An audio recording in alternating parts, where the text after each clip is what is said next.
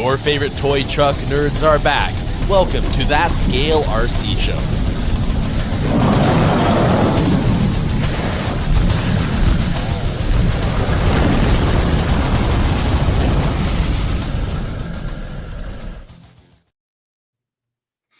What's up, everybody, and welcome back to episode 133 of That Scale RC Show. I'm your host, Adam, along with Jay and Travis. What's up, guys?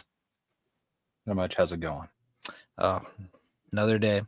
Or as we like to say at the job site, living the dream, one nightmare at a time. I like that. That's an incredibly negative way to look at things. Just saying, dude. How things go. Why? How's it negative? Because you should always look at the bright side. You need to be a glass half filled kind of guy. That Like is you half need to filled. be. You're living the dream, one nightmare at a time. Still just sounds negative. Maybe it's just my. What have you been doing, anyways, since our last episode? Not a whole lot. To be honest, a lot of work. Little bit of RC here and there, trying to get more progress on the moon buggies. Yeah, stuff like that. Getting flyers ready and organizing more events with Elio. Rad. So yeah, I've somehow, it's funny because I'm like, compared to you in the kind of like graphic work you can do, somehow I got like roped into like my piss poor graphic skills to do all of the NorCal We Rock and Scale Challenge West flyers and posts and whatnot. You do just fine. Plus, doing that stuff's fun too. I mean, I know it's a chore and it's work, but like, as long as like the people you aren't doing it for doesn't like change their mind a million times, it's actually pretty fun work to do. Well, it's pretty cool because the way me and Elio do it is he just kind of goes, hey, do you have any photos for NorCal We Rock? And then I'll be like, I don't know, I got this, and this, from like the last event, or, I got this one that this guy posted or that you posted or this, that, and the other. He goes, okay, I like this one. Let's go with that one. And I'm like, all right. And he goes, just do your thing. He just picks out the picture and goes, just do your thing. And I'm like, okay, cool. And then I just put the logos on there and the information, and at least he listens. I don't want to sound like bashing. At least he listens to what I have to say, because I'm like, you kind of just want this to be like any other flyer you see. You want it to get your attention.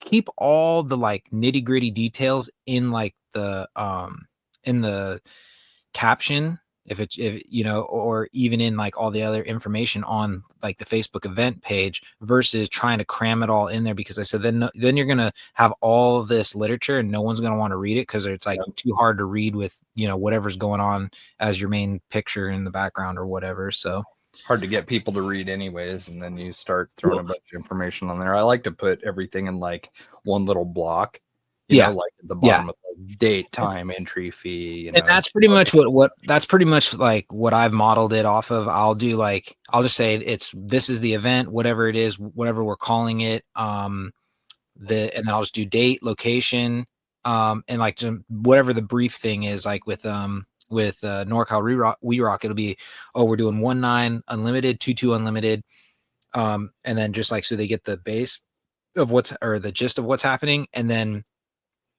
if we're doing trophies, or if this is more of just like a practice fun run kind of thing, and then that's it. And then all the super like detailed stuff, because like I try to give people coordinates, because I've noticed that helps with like Google Maps and stuff. It's just a lot easier if you find wherever it is that you're going, because sometimes like we've had events like when we were at Rattlesnake Bar,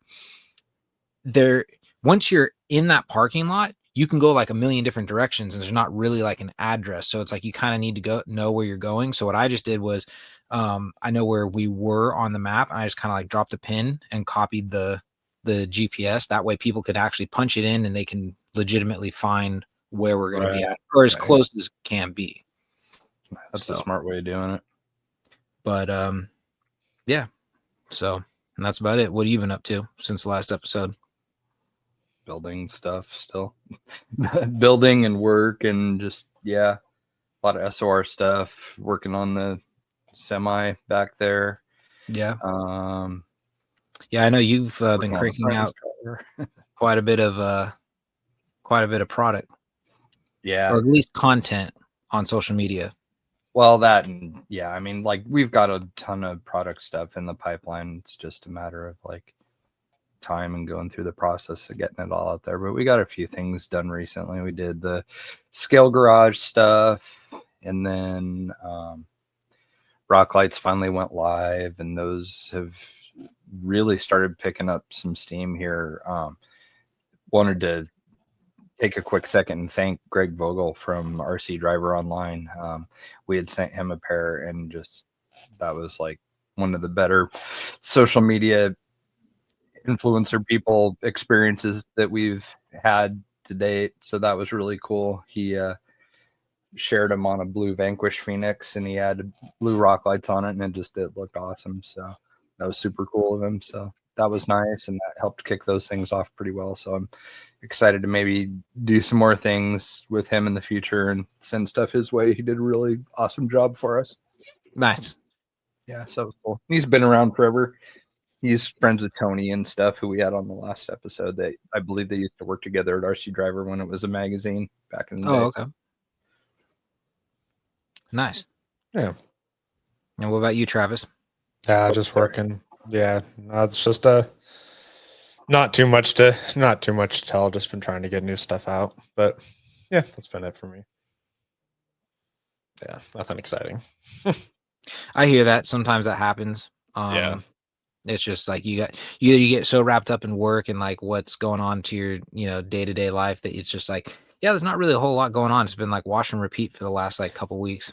Yeah, exactly. That's kind of how it's been, or it's like we kind of have to get so much done every day, but we're kind of doing like the same things every week. So it's been nice, but it's still a lot to like do. So but yeah, just trying to keep that going. A couple more events coming up. So for NorCal We Rock,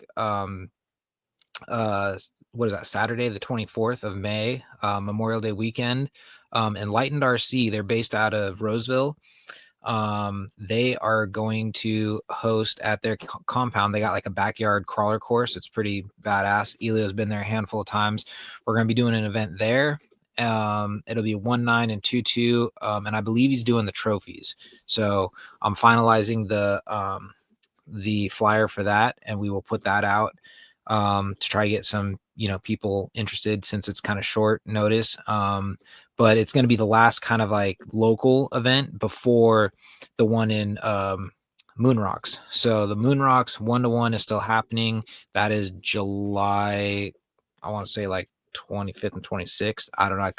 It's whatever that weekend is around that time. If I was a little more on top of everything, I mean, I could probably look at my phone, but it's that weekend. I know it's a 2-day because it's Friday and Saturday. So it's the same as the We Rock Live. What is that? West. I want to say like whatever, West Round 3 or whatever it is, or Western Round 3, whatever they're calling it. It's the same. It's going to be the same weekend, and we actually got some pretty cool news. Twisted Tube RC, one of the sponsors of NorCal We Rock RC, actually is going to give us a 50% discount code, and that's going to go to the first place winner to get 50% off one of his chassis. Oh, rad. So nice. Yeah, so pretty cool. So first place will go home with a discount code to get a half off, which I believe will knock it down to about $250. Oh wow. Because I think he charges around $5 for his rig.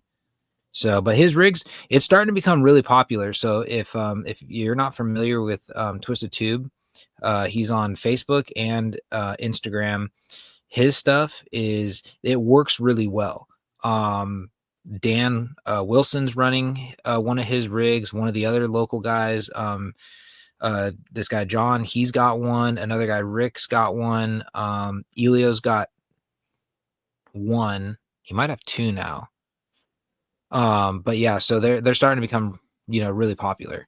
And then yeah. So, and they're really nice and they work. So it's always nice seeing somebody put in the effort to create a chassis that works, instead of just like, oh, I think this is cool. And then you get out there and you're like, yeah, the geometry is way off and nothing works right. Yeah. So yeah, so he makes some really nice stuff. And then as far as Scale Challenge West, there was just an event at Folsom. What was that? 2 weekends ago? Yeah, 2 weekends ago. And it started raining at the beginning, and then the rain kind of let up, and they had a good time. I talked with you. I checked in. I couldn't go because I had a housewarming party to go to that weekend. And they actually set up these boats, or whatever you want to call them, barges, and they were taking people around on the lake. It was pretty cool. So yeah, so if you haven't checked that out, there's some photos and videos of that on the social medias, Instagram, Facebook. Elio posts a lot of stuff on his own page, so you can always catch what's going on at these events on his socials. And then there's another Scale Challenge West event coming up on Saturday, June 7th. That will be up at Donner. So it's almost going to be like a rebuttal of last year's Donner event. So the first Donner event we ever did was 2 years ago, I think in October. It was like the beginning of October, and it was a trip because I remember leaving Auburn and it was like warm. It was like in the almost 70s, maybe low 70s. And we got up the hill and it was super windy and it was like in the 40s. It was kind of crazy. And then last year we had that record. We went up in, I think that was August. We went up in August, and go figure, it was raining and then it actually snowed on us during that, during that event in the Sierra Nevadas. That's what happens. You get these random wild, weather fronts, and it brought snow. So it'll almost be like a rebuttal of that one because we haven't been back up since. And so that one should be a lot of fun. Nice. And that flyer will be up. I'm going to try and get both of those up before the weekend's over. So right on. But yeah, so that's about it with Scale Challenge West and NorCal We Rock RC. In other news, in We Rock RC / just the RC industry, I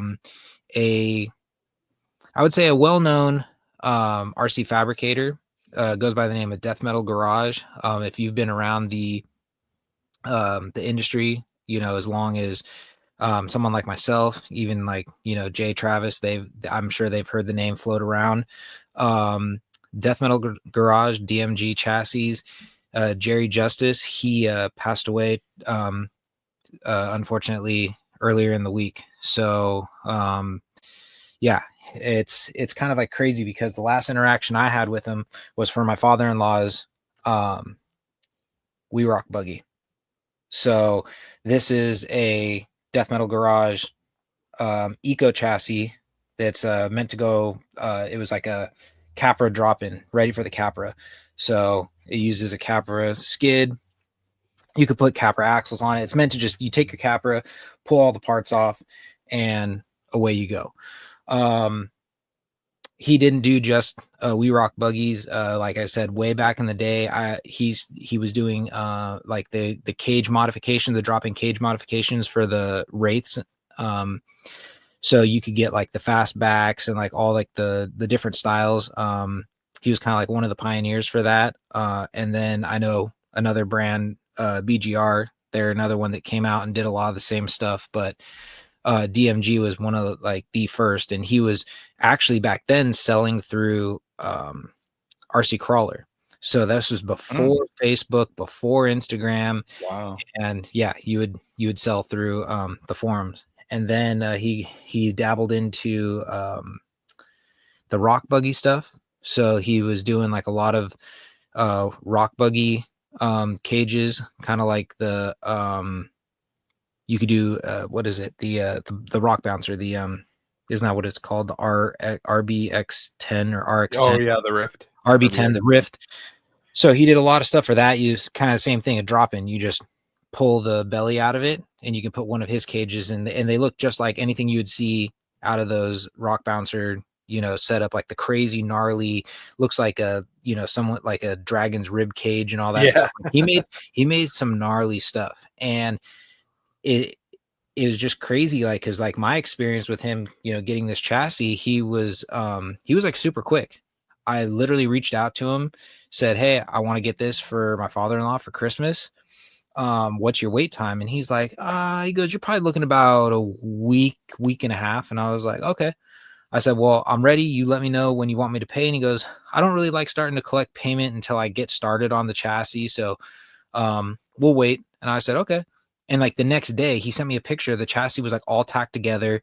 And I was like, "I thought you said like it was going to be like a week and a half. Like it's been less than 24 hours. And he's like, "Yeah, I was bored last night. So I started working on it." And then I was like, "All right, well, let me know when to pay." And literally paid him that day. And then he got it in the mail, like, I think the following day after he finished welded it. And yeah, it's just a sad deal. Lost his battle with cancer, and definitely gone too soon. So Jerry, we will miss you.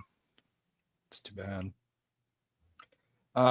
Back with events, we kind of had some news with Horizon canceling stuff. Yeah, they didn't cancel by the fire, but they canceled Axial Fest East, or Badlands, I should say, and then Europe as well, which was like literally right around the corner. Like Brian Parker and them were getting ready for it, which is actually wild because apparently the venue that they were having Axial Fest Europe at, from what I heard, they sold out of all their campsites and they sold out of the tickets for Axial Fest Europe within like 24 hours or something like that. Like they were completely, like, everybody was ready to go. And then I guess because I saw it in I forget if it was Axial's post or if it was actually Horizon's post, and they said that we know that we have to cancel and all that stuff. And they said that we know that whatever that off-road park has a strict what was it, like 50, you only get like 50% back of your your reservation or whatever. Wow. They worked with them and said that these people need 100% of their reservation back. Like you can't do that. And so I guess the park was cool, and they said, "Yeah, we're going to give you 100% of your refund back." Wow. So, but it's crazy. I mean, and those are just some of the big names. Like RC Fest isn't happening. Armageddon isn't happening. Which is just kind of like crazy that they just pulled the plug on all these events. And it got a lot of people talking. They're like, "Okay, what's going on? Is it financial? Is it this?" I mean, if you've seen the post, Horizon, I could probably look it up and read it word for word, but Horizon was kind of saying, due to unforeseen economic, future, we're going to pull the plug on all these events. And then of course that created kind of like a whirlwind of, you got people voicing their opinions and doing the typical online bashing of the company, which I mean, I don't know anything else that that unless you're like an employee of Horizon, I don't know anything more like that they would know. I'm just going based off of speculation. It could be a number of things. I mean, it could be the economic thing being a problem. I know that Horizon, a lot of their stuff comes from China. So there could be some truth to that. They could be having problems with kits coming in, parts coming in, and they're just not having the funds to do it. And I'd bet my bottom dollar that's what it is. Oh yeah, 100%. absolutely. Yeah. Absolutely. And and then if they're and then they have to spend all this money to have these events for people, they're probably like, "Yeah, we're not going to do it." So, but and like Jay mentioned, the only one that they haven't canceled is Proline by the Fire, which is really weird because a lot of there's still people that are like in denial about it, and they're like, "No, that's because Proline knows what they're doing." And it's like, you do know that Proline is an entity of Horizon, which is based in Ontario. It's like less than an hour away from where they hold this event, right? So depending on the day. So so there's that, right? Like it's in their backyard. That takes nothing to put them on. People are, it's probably cheaper lodging out there. Can't imagine that Victorville gets a ton of tourist attraction. And then of course people started in on that too, and they're like, "Oh, Proline by the Fire is going to be lit. There's just going to be so many people there." And then there's a lot of people that already chimed in and said, "You do know that they have a cap limit too. Like they will cut off the attendance once they gets to, I don't know what the number is, but once they get to that amount of attendance, they're just like, nope, done. We can't handle any more Yeah. people. So it's kind of put in this this whole event thing kind of like through, like I said, like a tailspin. Like nobody knows what's going on. No one knows, the future of what's going to happen. I mean, it was already kind of bizarre that they, for lack of better words, they shit can Axial Fest West first before all of this happened. That was the first event, beginning of the year. They said not happening, which was crazy. I mean, that already stirred the pot enough, with just that statement. And then now to just close all these other events or cancel them all, it's a little interesting. We'll see what happens, what 2026 brings. But of course, this also more than ever is now proving that you need to go support your smaller events. I mean, Beat the Creek was just last weekend. Yeah. And they get a pretty big turnout. Jefferson State Jamboree was also last weekend up north. I want to say, is it close to Grants Pass, Oregon, if I'm not mistaken? Or it might be in Grants Pass. I could be getting it mixed up with the other one that's up there, Squirrel Fest. But I don't think that even happens anymore. I do know that it's up north, like, and I mean, and they had a pretty decent turnout, and it's going to start, pushing, if people want to go to these events, they're going to have to go to smaller events because they can't bank on the big ones because nobody knows what's going to happen. Yeah, exactly. No, and this is something too that I really hope that people kind of put on their adult pants for a minute and not hammer on like Horizon and Axial and stuff over this, because like the RC industry as a whole right now is slow. Like it's not doing great. And they're being a lot more transparent than they probably need to be, by saying, because of the financial uncertainty of everything that's going on. So just, if anybody is listening to this and they're been out of shape about, having to cancel their plans or whatever, just try and keep in mind that, I mean, this is a huge undertaking and it is a lot of difficult and thankless work that those people put in to put those events on. And, just go easy on them. I mean, like if they could, they absolutely would. The very last thing they want is to do something like this and get a bunch of bad press on social media and upset people in the comments and stuff. So, I mean, this isn't something that they took lightheartedly, by any means. Yeah. And that's the other thing too. Like, you think any of these, big companies want to like shut down, their big events that they do? It's like, nobody wants to do that. Like this is an absolute, kind of like bad metaphor, but like the boat's going down, they got to start bailing water. And that's the first things that they're going to start doing. I mean, nobody wants to do it, but they're going to have to start bailing if they want to keep it going. Definitely.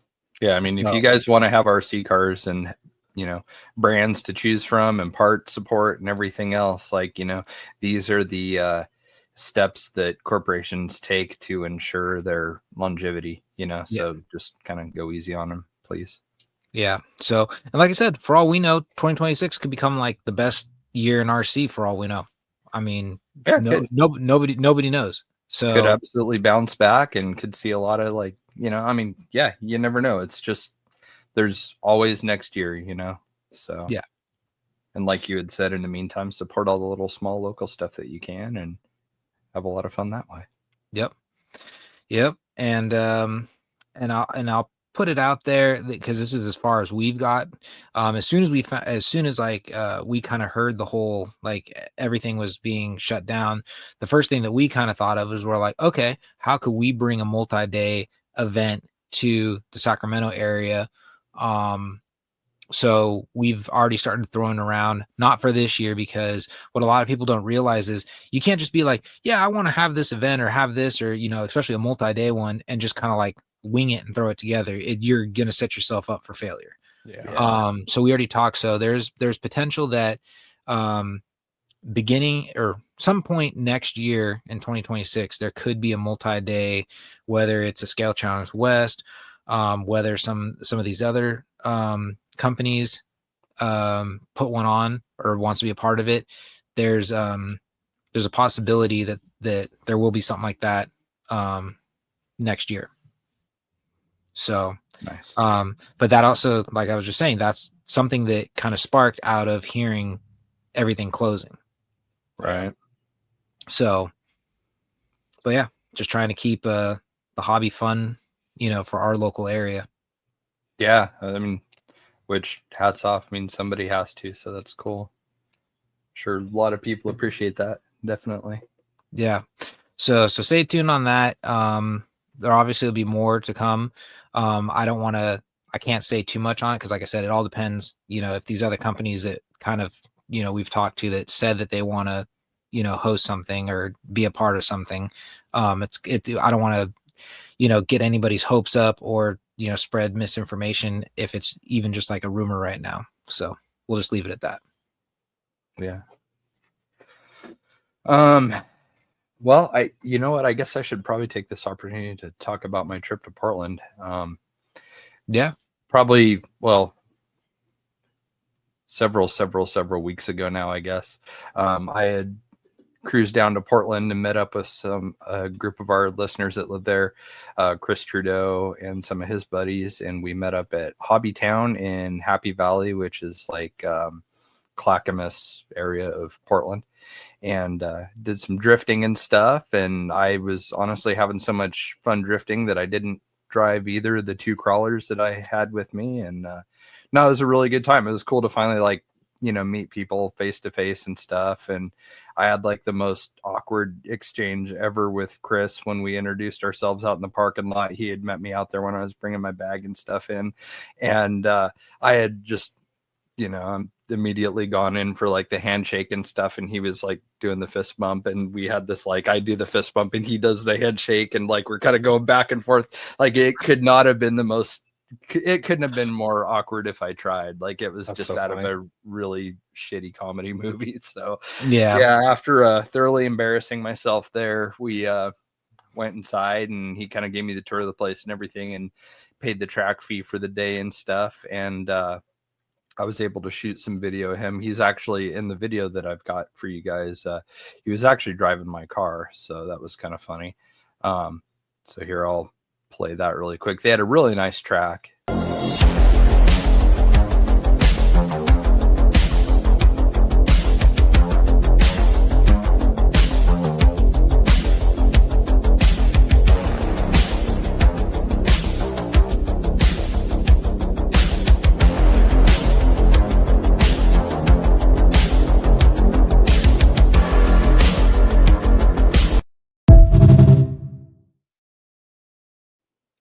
So that was their track. That place was just stupid amounts of fun. They had a track for 10th scale crawlers that was definitely more geared towards like performance stuff. These were all indoors. So they had a course for 10th scale crawlers. They had a like entire like separate room for 24th scale with a course in there. And then they had like kind of a TRX4M like Capra UTB 18 style sized course as well. So it was crazy. Like you walk into this hobby town and it just looks like a normal shop, and then there's a door in the very back of the store and it just says the hideout or something like that, and you walk through the door and it's just like what you saw, like lights everywhere and bright paint and banners. And they had like a little track for like the little Arma Groms and stuff, a little carpet track with some jumps and stuff for them. I mean, it was just a rad place and just two guys there working. Ton of stuff on the shelves and everything. It was a neat shop. They had a table and chairs area where they do like little workshops for like teaching people and stuff. And it was cool. It was a lot of fun. So I need to get back down there and check things out.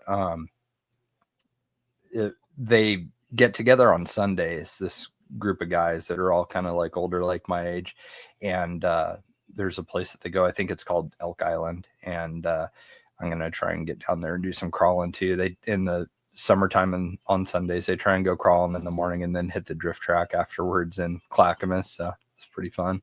Nice. But, Nice. drifting was new. That was something that was really interesting and different than anything I'd ever tried before. That was a really good time. It was the first time I've ever been on like a legitimate drift track and driven with other people and stuff. So it was a really good time. It was one of those things where, and Travis probably remembers what this is like, but like he and I would go to tracks and like practice and just burn laps until we just turned ourselves stupid, like you just wear yourself out having fun. And like, that's exactly what I did there. I mean, I sat there and drove like pack after pack after pack. And then I look and it was like 4:30 in the afternoon. I was like, oh man, it's like the entire day passed us by. So it was a really good time. It was fun. Everybody's super friendly and helpful and stuff. And yeah, it's good stuff. Nice. There Yeah, you go. it's funny how like, you know, the drift thing is, I'm not saying I don't know how to say this. It's like it's taking off. It's always been there. It's been I know plenty of people that have been doing drifting for a while. Definitely here where I live, like in San Jose, it's big. Oh, really? Yeah, oh, Sheldon's has a drift track in their thing, and they got like clubs, and they all build like little sceneries, and they have like their little shops and their whatever their clubhouses, and they put them down there, and they're like along the side of the track, and yeah, it's been pretty big. I had a couple buddies that I went to high school with. They were big time into drifting. Never really one of those things that I ever really got into. I've seen it, I've been around it, but never really got into. And I've noticed now, even in like the Sacramento area, it's starting to make like a big scene. There's a lot of people like Dan Wilson, Mr. You know, has done everything from just normal crawling to bashing to U4 racing to no prep drag to now he's doing the We Rock stuff. He's into drifting. He'll go to the thing. I forget where it's at up there. But he'll go to the drift. I think it's like on Wednesday nights or something like that. And he'll go and do it. And it's kind of crazy to see that there's that many people up there that are getting into it now. It's like, yeah, it's like this new breath of fresh air in RC. There was a serious contingent of good scale builders in Chris Trudeau's group of people that hang out there in Portland that drift. Like those guys all had crawlers and stuff there too. But like, I mean, we're talking very detailed stuff. Slavic RC was one of them. He does some absolutely incredible styling work. I mean, like what you see Matt Kett do, like interiors and door panels and just crazy stuff like that. Like he's amazing. Kenny from Kenny's Custom Crap, Kenny Tarpon. He had some absolutely incredible builds. He had a Volkswagen Bug that was based off of a Element Bushido 12 that was just badass. I mean, just super, super detailed. But there's a lot of really talented skill builders there. And it's the drift scene has a lot of talented guys in it. Like they're super into scale stuff. I mean, like it's split probably 50-50, I think, from what I've noticed, of where it's like there's the guys that'll just like put a body on and stuff with like crawlers or with drifting, and then there's the dudes that'll do like an interior and dash and drivers and stuff, you know. So it's like you always have those kind of two extremes, and it seems the drifting is split pretty 50-50. But I mean, some of those guys, their attention to detail and stuff, I think some of the drift guys are probably could go toe to toe with some of the better scale RC builders too, you know, if they wanted to put their minds to it. Yeah, and that's what's funny is because it's been that's been like, I think next to 1/10 crawling, I think drift is probably they're close, like you said, almost neck and neck with the amount of like scale detail that people will go through. Which is cool. I mean, we need it.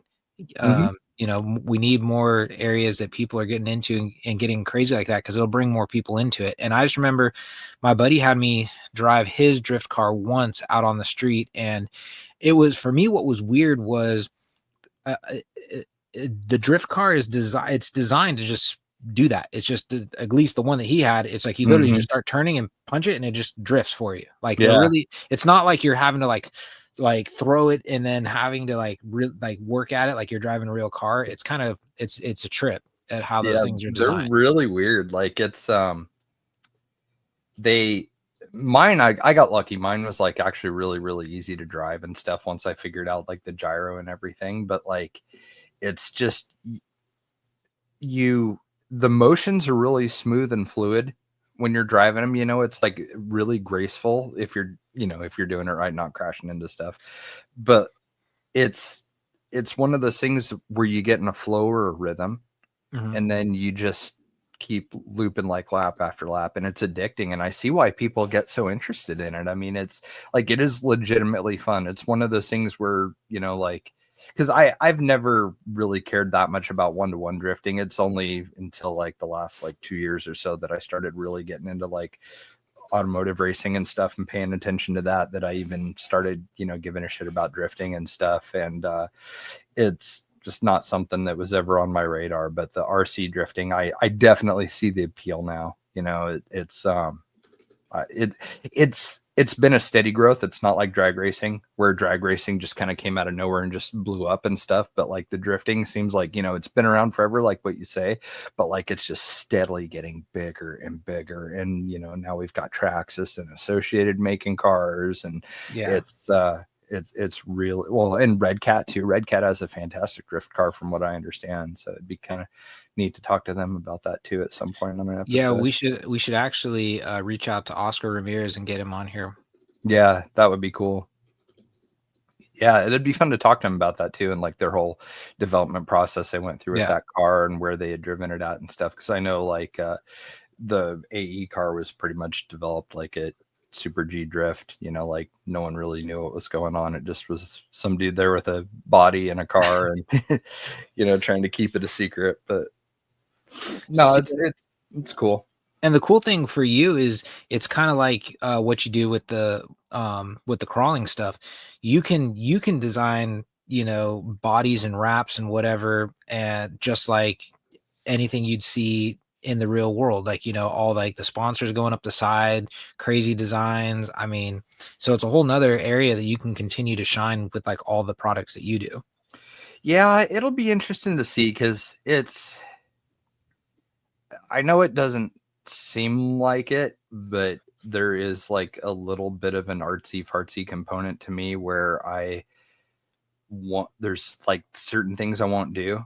Like when it was moto and stuff, and like RC also, like when we were doing like RC racing and everything, and I was doing wraps, like I was not really a flame guy, and I was never like a skulls guy, you know? And like those are always kind of like two of the biggest sellers. Is like you look on eBay at like wraps and stickers and chassis protectors and stuff, and it's like it's always skulls and fire and just, you know, kind of corny stuff. And so I like don't do any of that. And for whatever reason, like a lot of the drift dudes are just into like pink anime girls on their cars, and it's just not.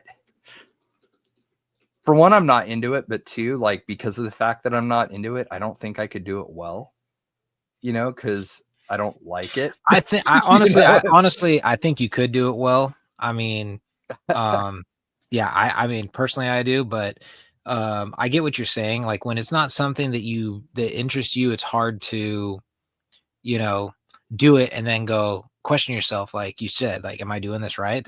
Am I doing this justice? Does this look okay? Yeah. No, I get it, but I still think it's something that, you know, even if you have like some sort of almost like you did with the crawlers, where you'd have like the little mountain ranges that you can add to your cars to like, you know, enhance like your paint job or whatever. You could probably do the same thing with the drift, you know, have like smoke or, you know, just like certain brands that people can, you know, could use and whatnot, like whatever, like Yokohama, whatever the popular tires are. I don't know if NOS would be worth it, because are you really doing that when you're drifting? Yeah, they even have a pretty good driver too that they sponsor. So okay. Yeah, no, that's shows you what I know. No, I understand. It's like I don't know anything about it, you know. It's like I don't know what clipping zones or any of that stuff is. Like I'm still trying to learn all of that. But I mean, like I just remember like being super hesitant to show off my car when I finished it, because my car was in the video. It was the one that was the white and green Nissan Z. And like this thing I did to kind of look more like a GT car, or, you know, it's sort of like a GT car meets Liberty Walk meets Gundam paint job, you know, like it's Need for Speed.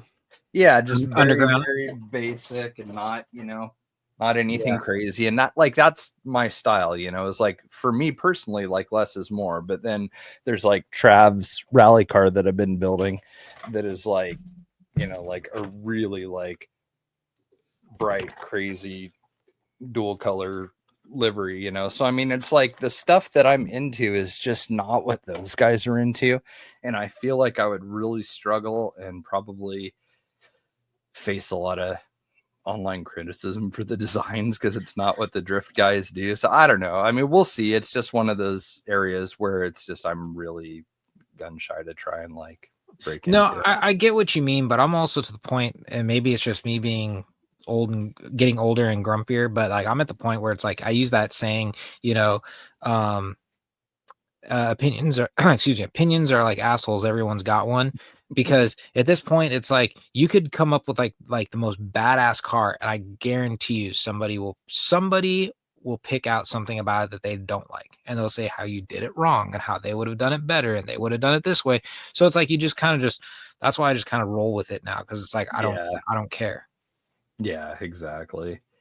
Yeah, that's it takes a while. It's definitely a skill that you try and like cultivate and develop over time, trying to handle online criticism better.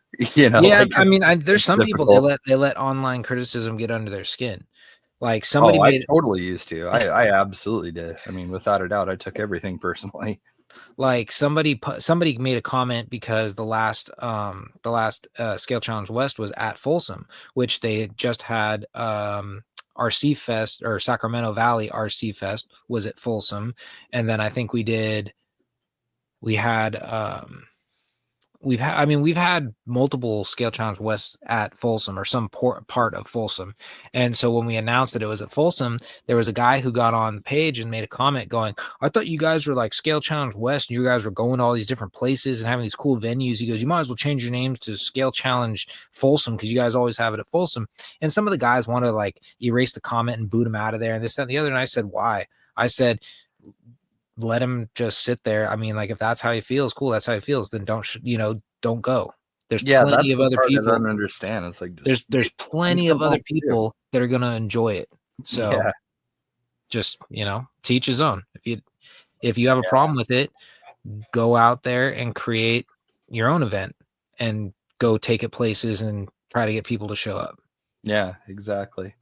You'll do it once and figure out it was way more work than you thought, and you'll never do it again. It's a lot of work, and that's why we are lucky that Folsom is like one of those. It's like a fallback. If you have a plan to go here or there, and let's say the weather's bad, or like the snow's still melting, or whatever it may be, you're like, oh, we have a fallback place. We're like, Folsom's cool. You can go over here, create some lines, be done. Yeah. Yeah. So Exactly. yeah, but it's better than sitting on the couch watching TV. That's for sure. Well, should we move on to? We had some new releases that I wanted to talk about. One of them is super cool. One is a little bit controversial. The first one I wanted to talk about was the Losi 22S Sprint car. We wanted to kind of talk about it, but we sort of didn't really fit in with our episode last time. There it is. So they used to have, what was it called, Trav? The Slider? Yeah. Yeah. So this is based on their 22 buggy chassis that has been a really proven strong platform, been around for many, many years. It looks like they did a lot of the same scale details that they had done before with the Slider that they had, which is like exhaust coming off of it, and you've got some Nerf bars and stuff. This has a lot more scale detail than the Slider ever did, as far as like the look of the tires, the wheels. There's a driver figure, and then I think Tyler Zavadil from RC Drag Talk, I believe he had even pointed out that you can take the driver and make him be animated and have him move his arms and stuff when you're driving it. Oh, that's cool. I was trying to find a shot of it. So yeah, I guess the arms are removable so that you can have the steering wheel and stuff turned. So that was something that was pretty neat that I saw. But yeah, it sounds like everybody's really enjoying them. Looks like a lot of tracks are doing like a spec class for them. So it's just, RTR electronics and stuff, possibly RTR tires, and then probably allow you to change your servo out if you want. And that's about it. But yeah, super, super cool. rad to see, more scale releases that aren't crawler related. I mean, it's sprint cars in the past have been very RCified, and they haven't had details like drivers and stuff like that, or, like the little like window mesh or anything in front. That's the focus has always been more on performance versus the scale realism part of it. So it's cool that Losi's like trying to introduce race cars into the hobby that are still scaled out. So yeah, and like what you just pointed out, it's funny to see that, you still got to pay homage to like the scale crawlers, because if it wasn't for everybody geeking out with the scale drivers and like the window nets and stuff, like they wouldn't have added that, and it would have just been like almost like another toy grade car. But now it's just little simple stuff like that, and it just elevates that platform that much more. Oh yeah, just everything, your pictures, video, everything looks way more realistic. I mean, that car for the most part looks pretty gosh darn real. Yeah. Oh yeah. I can't believe I just said gosh darn. That's super lame. Anyways, maybe I'll beep that out. But yeah, just rad looking. And kind of following suit with that, we'll go to the next one that we were going to talk about, which is the Traxxas Sand Car. And this is one I was talking about that I felt was kind of a bit on the controversial side. And the reason for that is the price. No, the thing's ridiculous. I mean, like super scale. I think this was kind of a risk on their part. I mean, not because it's not cool, like it's obviously cool and it's really very well detailed, but it's one of those things where it's like, man, I live like right next to a beach, and without any kind of sand dunes or like elevation changes or anything, I don't know how much fun I would really have with this, just drag racing up and down the beach with it. Like it's such a specialized vehicle that you just kind of, I don't know, unless you throw dirt tires on it, there's not a whole lot of places to drive it at. And I mean, some people have driven, and I think Greg at RC Driver Online had driven his with dirt tires and stuff on it. But I mean, it's just like, it's a very specific car. Like the trophy trucks were specific, but this is just even more so, So real quickly, I need to look at what we're looking at. Which one is that you brought up? Like what size? I know you said it was like the X-Max 1/5. Is that the one that's $1,200? Yeah, this one is $1,300. $1,299.95. Dude, that's nuts. That is a lot of money, but at the same time, though, is it? I mean, wheelbase 21.38 inches. It's 1/7 scale, they're calling it, but it looks bigger. Overall length is 31.97 inches. Dude, that's gnarly.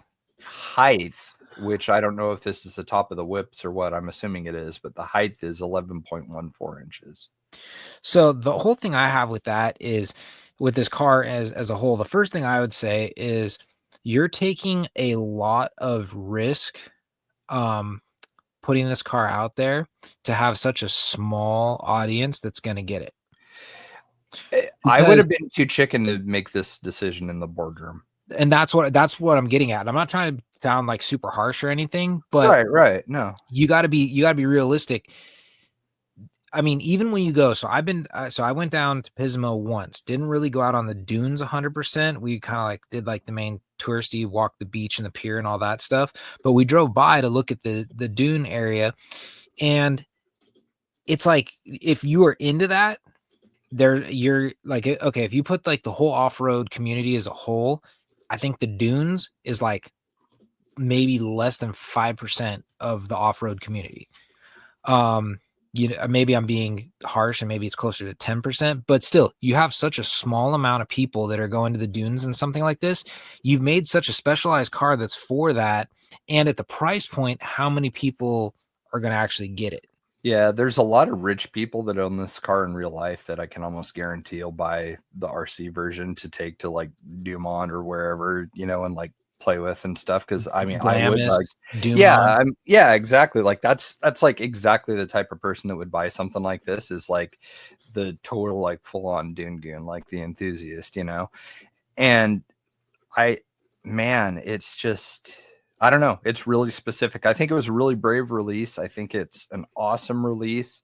I think they're probably going to have a lot of really rad, very expensive aluminum option parts available for this. I'm sure the Chinese companies like Vidavon and stuff will probably jump all over this thing and make every billet part you could possibly think of. I wouldn't put it past them to crank out cages for them too. I mean, they sell aluminum chassis for X Maxes, so I'm sure that they'll probably have something in development for this thing. But I don't know. There was a lot of people that were freaking out about the price, and I'm one of the minority in the fact that I think it's actually priced pretty reasonable for what you're getting, because it is for what you're getting, but it's still the initial sticker shock. It's kind of like the SCX6. It's like, it's a cool car, and I think that when it first came out, the novelty was there, so a lot of people were going out and getting it, but that was about the same price too.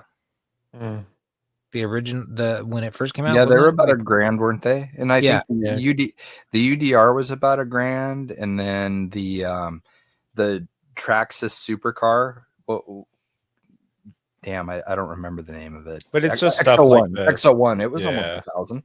But it's just stuff like this that it's like it's hard getting over that feeling of like trying to imagine spending $1,200, $1,300 on this, right? Like, well, and especially when it's that specialized. Yeah.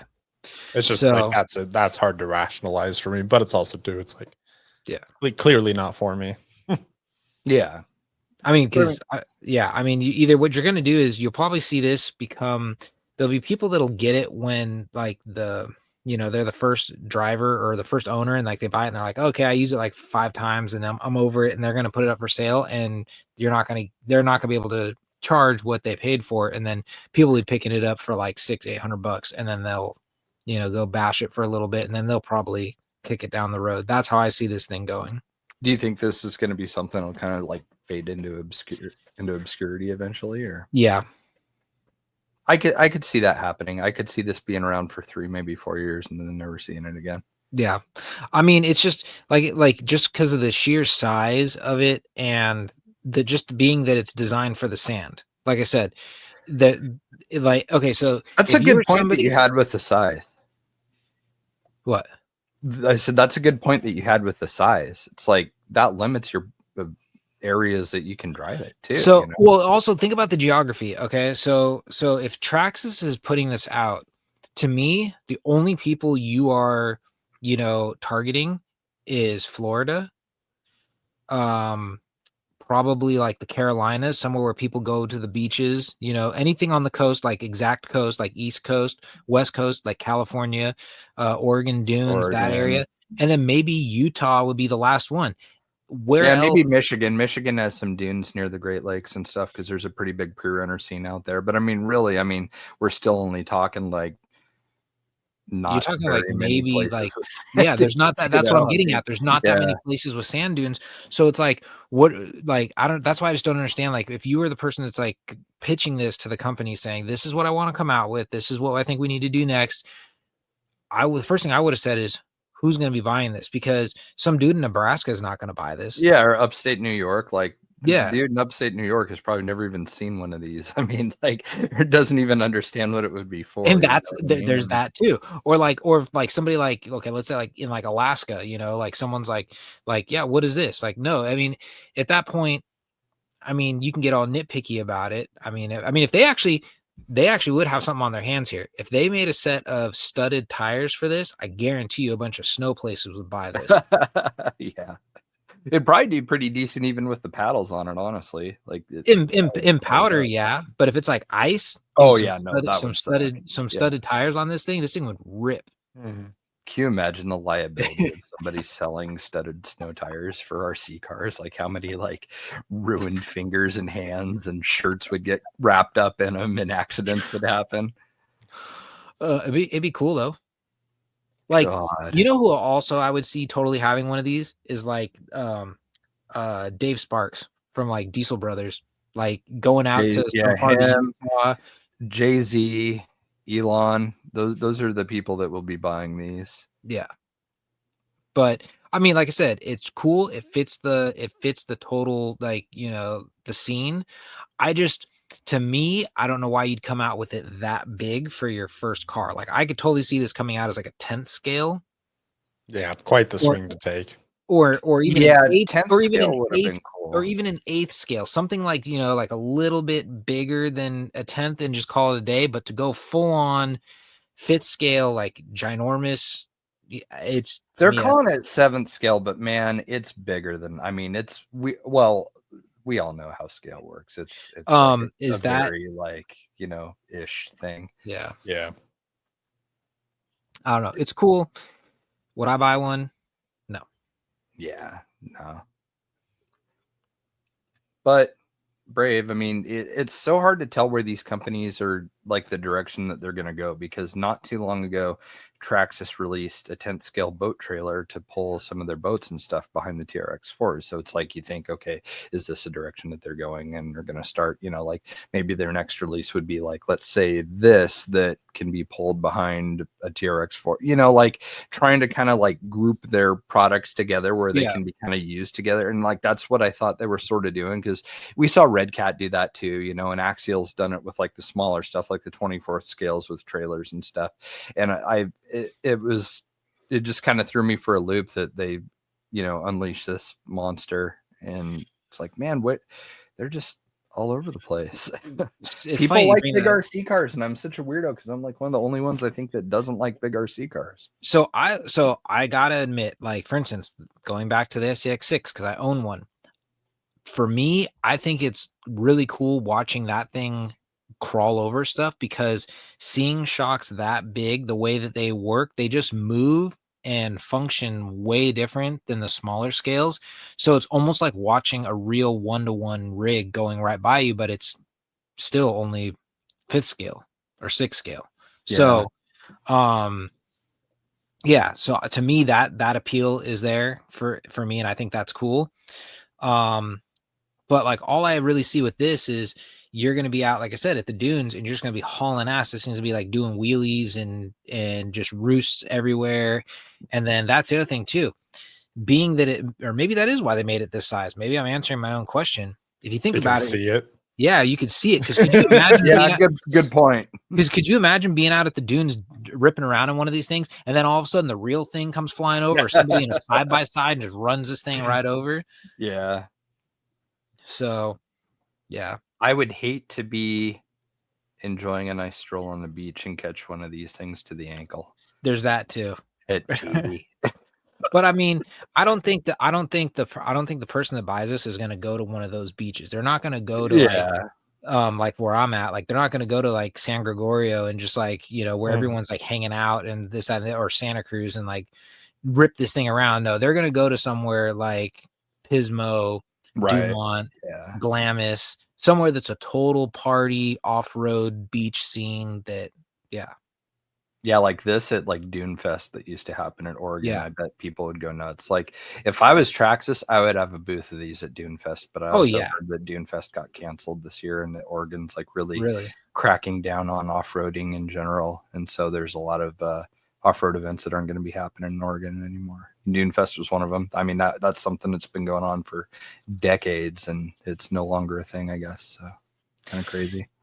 Oh, I'm trying to remember what it is. I had a friend in high school who had these DVDs. What were they called? And they were all about the dunes and the party life in the dunes. And like, it was funny because that was when like the Metal Militia was still coming up. So they were like, people knew who they were if you were in that. Oh yeah. Like Crusty Demons of Dirt and stuff. But it was, yes, it was like Crusty Demons of Dirt, but it was for the sand. Like, I can't remember what it was called. I think it was called like Huevos or something like that. Oh yeah. Well, or was that the quad one? Because there was one that was all quads. It was like Huevos 1 and 2. And It's like quads, but they took place. A lot of it took place at the dunes. Yeah. So, yeah, man, that really shows my age when you talk about DVDs. That I'm sure people are like, "What are you talking about?" DVDs, dude. Crusty Demons of Dirt, when that came out, I was buying. Was on VHS. VHS. Yeah, dude. Actually, I should. Oh, you'd probably laugh. I have both. the Twitch and Scummy ones. I got the Oh, really? I got It Is What It Is and The Adventures of Twitch and Scummy. I got both of those on DVD. What else do I got? I got a couple of the Crusty Demons on DVD. Yeah, like I got a lot of these. Yeah. I got this one. It's a whole what was the pit bike one? I got the DVD on what is it called? I think it's called Nuts. Like or Nuts 50 Nuts. 50s. 50 Nuts, that's the one. Yeah, 50 I nuts. got and it's just dude, I haven't thought of this stuff in so many years. and it's funny because like you watch that stuff and it all took place in like the late 90s, early 2000s, and you just watch it and you're just laughing because you're like, wow, that was a style, that was like a thing, like people used to, like the big White baggy pants and sunglasses. ripping around on White on sunglasses 50s. and spiked hair. Yeah, that was some funny stuff. Well, it was funny. I was watching the Garza podcast, who's it's a music podcast about metal and stuff, and the guy had Rob Flynn from the metal band Machine Head on, and it was super funny because I'm looking at him and I was like, like he's 60 something, I want to say now, like big scraggly beard and long hair, lots of black and leather and stuff. And I forgot that Machine Head was kind of a new metal band at one point. And I saw some pictures of him with like wearing like Adidas tracksuits and shit with like spiky hair and everything. I was like, what in the hell? I totally forgot about this entire like era of Machine Head, so it was just super funny to check out like all this, like you said, like late 90s, early 2000s. Just thought it was funny. I don't want to go down this rabbit hole on the show, but like every once in a while I go through like these weird like spurts, and I'm like or a band will come on your playlist and you're like, oh yeah, I remember them. And then like you just start like looking up the stuff about them and you're just like, how are you guys like still going at like, you're like 60 years old and you guys are still doing the same stuff? Like for instance, it all started because one of the Static X songs came on my pod or on my playlist, and I was like, oh yeah, that's right. Are they still touring? Because they did that whole resurgence with the dude from Dope. He was the lead singer of Dope, became the singer and this, that, and the other. And I'm like, dude, that dude's like 60 years old and he's still going out there and doing this kind of music. Like, don't you think he'd calm down by now? Or nope, still got the same crazy hair that you did when you were 20 years old. And yeah, like that just killed me. I was like, oh my God. Because he was like, this is what he looked like on the show, like dirty biker. But it was just so funny to have seen that and stuff. And then, you start talking about like the good old days. Oh, the good old days. So funny how much that's all changed. Travis has to roll soon. Yeah, I gotta go. Yeah, sorry. Oh, good. So, well, do you want to take off and we can go over Adam's tires really quick? Yeah, you guys keep going. I just gotta go. Okay. Yeah. All right. No problem. Let's see you next later. time. See ya. Dude, what was that? Like a gong? Sound? I know. Is that a gong? Bong. Travis has an exit gong. That's sick. I want an exit gong where you leave the room. It's just. We've talked about it on the show, and maybe we should get a poll. Like we should put this up on our socials. We should ask, like, do you guys want us to do like an offshoot like music podcast and like talk about like all like the different like. God, I would love that so much, dude. Because I'm so all over the place. I've had so many different phases, and it's like it's just crazy because Michelle's pointed it out to me too. She's like, when she met me, I was heavy into I've always been kind of like a rock guy. Like rock has always been like my foundation. But I like went through this whole Cottonmouth Kings phase, like the whole SoCal bro thing, like me too. That whole thing, and like that's like all I'd listen to. And then I would be wearing Dickies and all that stuff. And then like I got back into like the more hard rock again. And then as of lately, for like the last like I want to say like almost 5 years now, it's been a lot of country for me. I mean, I still listen to rock. Yeah. Really? Oh man, you shouldn't have told me that. Why? Because now I'm not going to leave you alone about it forever. But yeah, no, it has been, and I don't know what it is. I don't know if it's like, growing up or just, maturing, whatever you want to call it. But it's like, for some reason, and I think a lot of it actually what it came to is it's the job site. you know, you can only put so much music on your radio when you're working, you know, because you don't Right. know when the client's coming by, and like you can't be playing, you know, like Limp Bizkit when you're trying to, you know, work on a house, because the homeowner comes by and it's like an F-bomb every 2 seconds, and they're gonna be like, "What are you listening to?" And then, whereas like with country, there really isn't a lot of swearing. There's not a lot of cursing. It's kind of like almost anybody can kind of get into it if you're into that kind of Yeah, thing. it's Like, all you like know, radio friendly.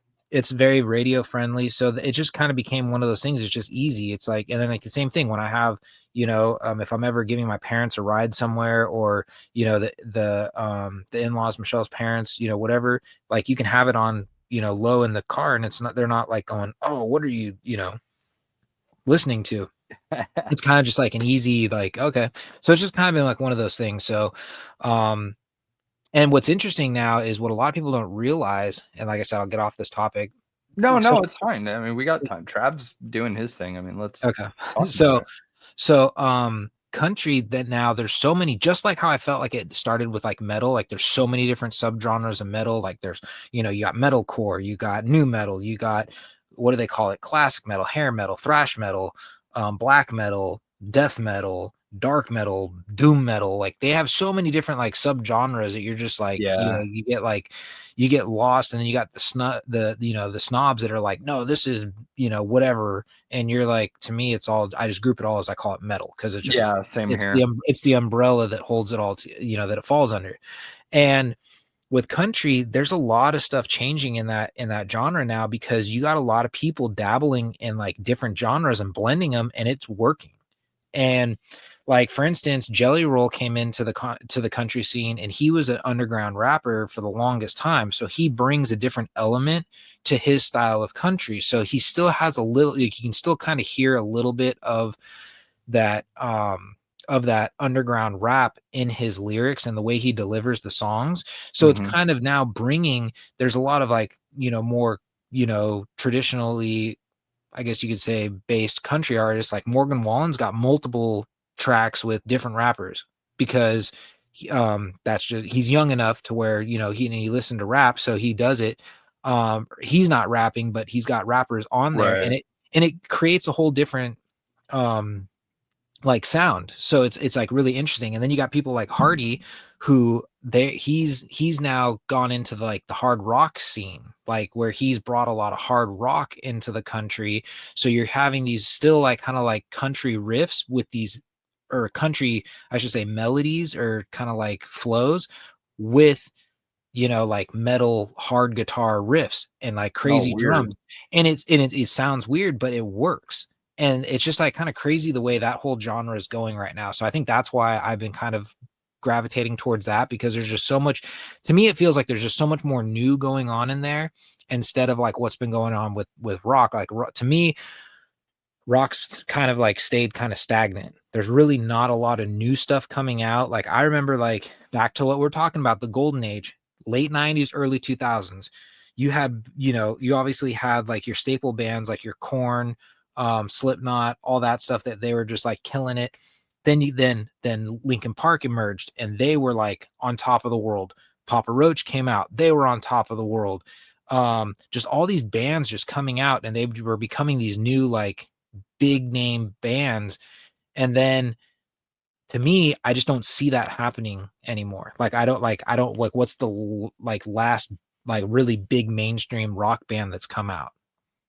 Yeah, really. I mean, it's like the heavy scene has grown a lot, which it's funny. Like I didn't even realize I was a huge deathcore fan until you actually pointed out what deathcore was. Like I've always liked heavy music, you know, and so like I was really into like Chelsea Grin and some bands like that. And it was funny. I didn't even know that was classified as deathcore until you told me. You're like, you listen to a lot of deathcore. I was like, I do. You know, like it was just Well, same with me. It was just metal to me, you know. It yeah. was just like super super heavy. And that scene is like exploding. I mean, you've got Lorna Shore that's like drawing huge crowds. Slaughter to Prevail is. I mean, it's a healthy scene right now, but that's it. I mean, like regular, you know, you don't really hear much like from bands like Radiohead or Yeah. you know, like just mainstream rock stuff you don't really hear about a whole lot anymore. Well, which is funny because Michelle pointed that out the last time we were driving around. Actually, this last weekend when we went up to Auburn for a quick trip. We were listening to we listen to Sirius XM when we travel, and we bounce around between some of the country stations and some of the rock stations.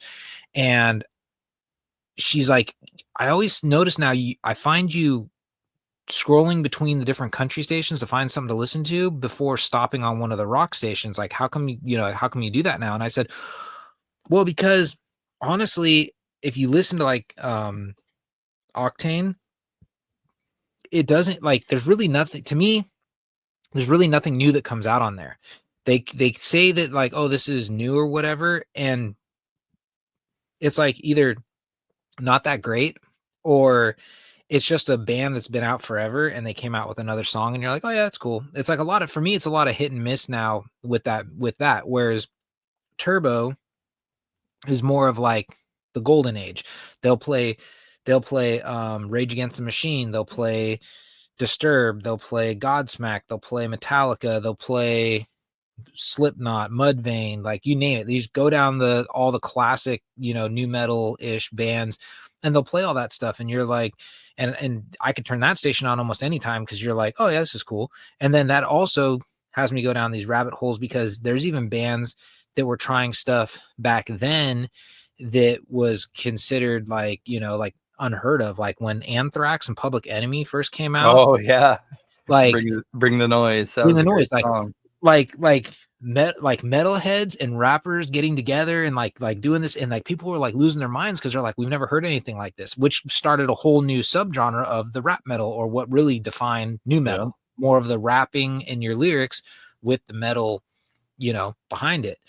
And I mean, like, it's just crazy. Like I said, it's just that station I can listen to a little bit more because anytime you turn it on, you're like, oh yeah, cool. This was a cool song like that I haven't heard in forever, or whatever. Like they'll play like something from Seether or Seven Dust or something like that. But yeah, but then like with the country, it's like there's just so much going on right now. It's just interesting. But then there's also like anything else. There's what I call the like dark side of it, or like the side that you're just like, okay, what makes this country? Because none of the elements are there. You got no steel guitar.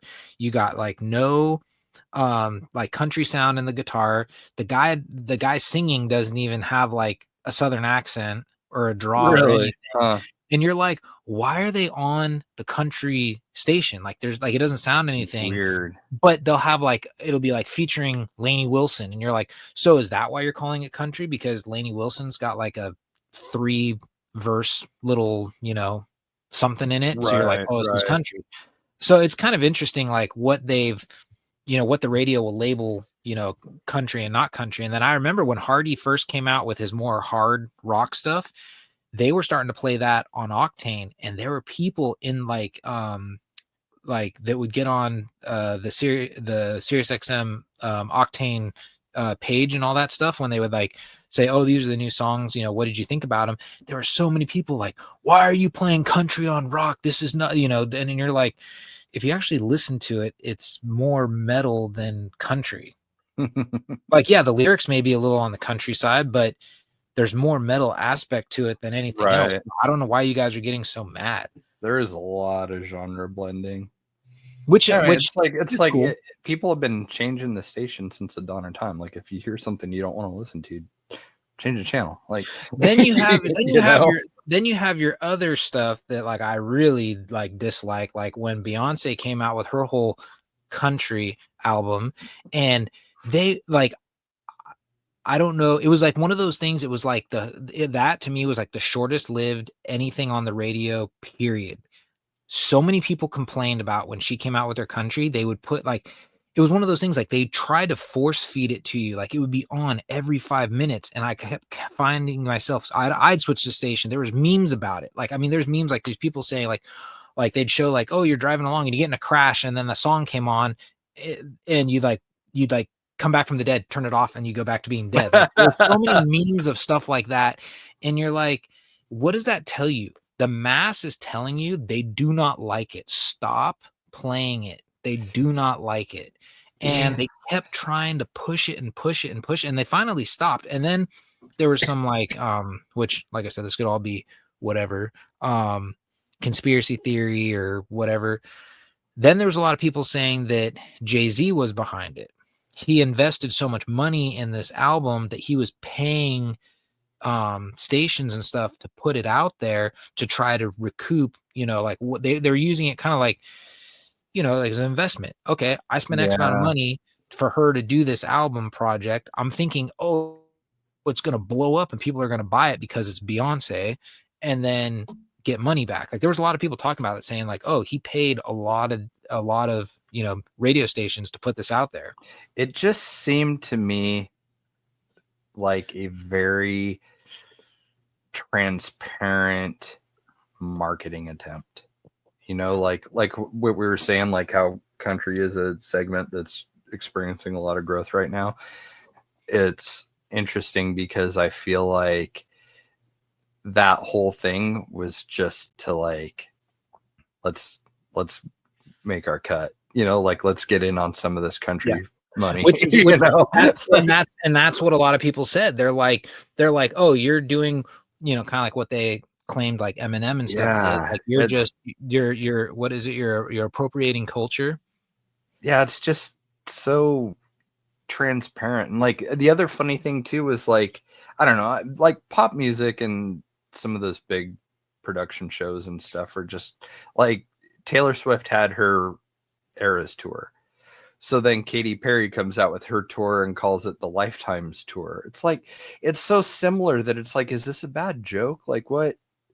Well, see, that's the one thing I got to say about Taylor Swift, which is very weird. She's another one that, I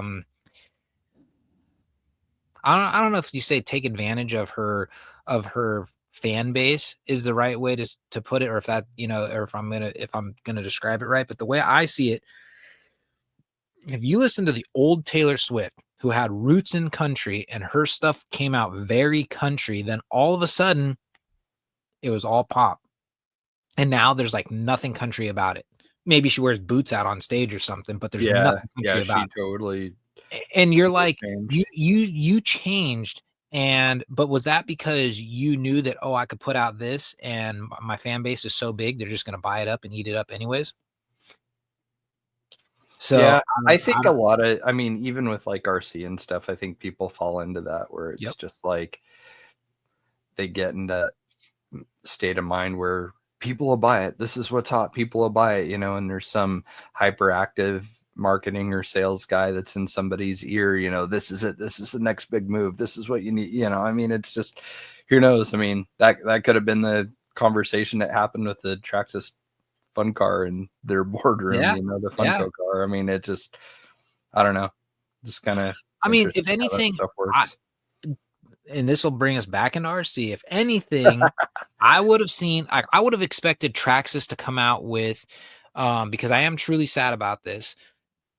Axial rebranded the trophy truck, the mini one, to being a side-by-side, because side-by-sides, that's its own whole little niche market. The people go crazy. You got hunters that use them. You got people that go to the dunes that use them. You got people that build crazy ones to go to these like mud bogs in the South. You got all kinds of people that use them to go trail riding. I mean, they're so universal. They're like the Jeep of like the off-road vehicles, or recreational vehicles. And it's just a shame that like the Axial one never really took off. Like, yeah, it was kind of popular, but like then it kind of just fizzled out and it just kind of like disappeared.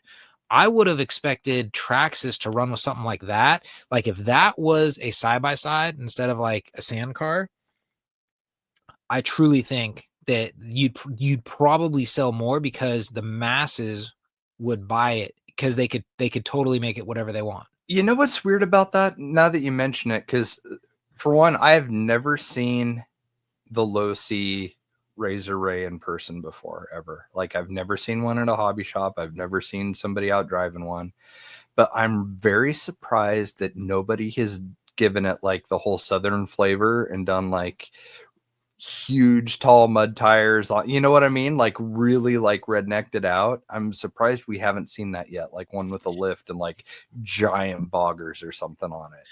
Which is, well, but then you also got to think about it. What you just said, you're describing a culture that's super small. Like you don't see that very happening. niche market. You don't see that happening in California. You don't really see it. I mean, there's some of that in Texas, not a lot. That's typically your Georgia, Florida, Alabama, that kind of area. Yeah. Where they have the mud parks and they have all that stuff going on. That's where that kind of stuff lives. But I totally get it. I mean, I am shocked that we haven't seen somebody do like a one-off that just does that. Like, you know, somebody that's just like, oh, I'm going to build this. You know. Like that's like a Hemistorm or one of those guys' projects, you know, that would build something like that. You know, like it's kind of funny, like talking about it. It sort of just makes me want to do it. I mean, I have nowhere to drive it. I have nowhere, you know, no real interest in it, but it's like, I think it would be fun to make one and take some pictures of it. And it would totally be fun to do something like that. Just something out of and it actually, which I don't know if you can edit this out if you don't want to talk about it. It could actually work with your scale audio that you're doing. You could put like subwoofers and speakers in the thing, just and totally have that, you know, go with it. Yeah, like somebody could do speaker pods that hang from the cage, like for sure. I mean, and somebody will probably come out with that for the Funko too. Maybe I need to come out with that for the Funko. Maybe that'll be the next thing.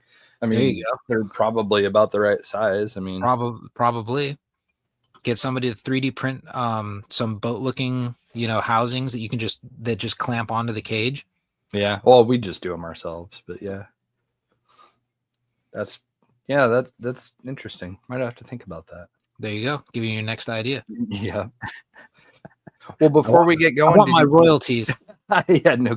If we kept track of that, I would owe you so much money just because, like, you are like a part of just about every decision that goes on here. So, and that's the thing and that's the thing. And I just want to say this to be like clear and make sure everybody knows this. Like, I'm totally in this for the fun of it. Like, if I give you an idea to do that and you run with it, that is totally cool. I'm not in it. Like, I'm not that person that's going to be like, I'm the inventor of this. I need to be like, no, I'm like, I could care less. Where's my recognition? It's just post where I'm tagged in it for thinking of it first. And no, for me, it's just fun. It's just fun. It's like when everyone kept telling me at Axial Fest this last year, when the guy had the black Escalade body and he had the speakers in it and everything, and they're like, Adam, you know, didn't you do that? Didn't you do that? And I'm like, yeah, and it's sitting in my shed. Like, I mean, like, I don't care. Like, what do you want me to? What am I supposed to do? Be like, go make some post online and say I was the originator? No, I wasn't the originator.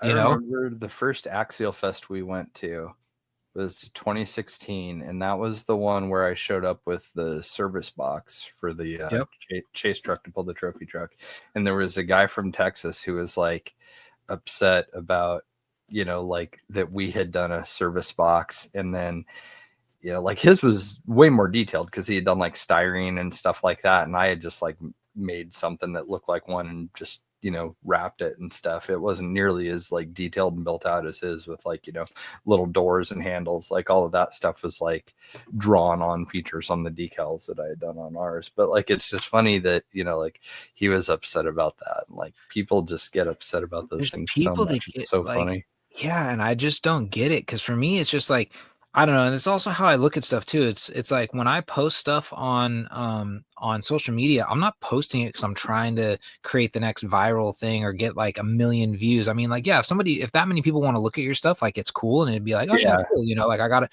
But like, that's not my goal. That's not why I post it. And it's like I remember sitting at Thanksgiving one year, and my brother makes this comment, oh, I tweeted this and it got X amount of shares and this, that, and the other. And I'm like going, is that why you try to put this stuff out? Like, are you looking for that next, like, oh, I'm going to be the next viral, you know, whatever. Like, yeah, like say something edgy, or, you know, this might be my breakout moment.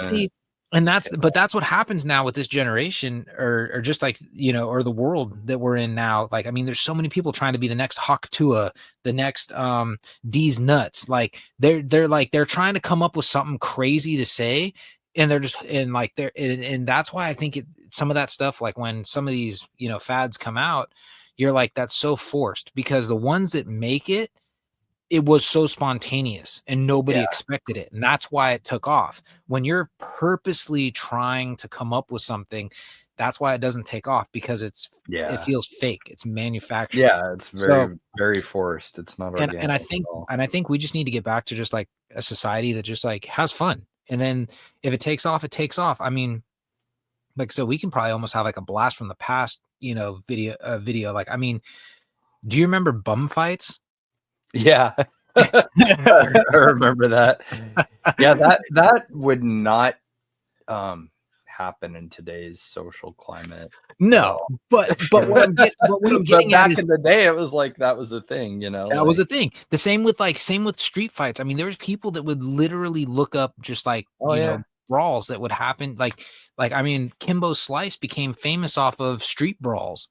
Yeah. I mean, like, it's just crazy. And I'm sure there's people that are like, what are you talking about? We have never heard of this before. Like, you need, like, go Google it. Like, there was what I call like the prime of the internet, because back then that's really all you had. You didn't have Instagram, didn't exist. Facebook didn't exist. MySpace, I don't even know if it existed during the time. You kind of had like YouTube and stuff for some of these personalities and stuff. Like there was like, do you remember Techno Viking?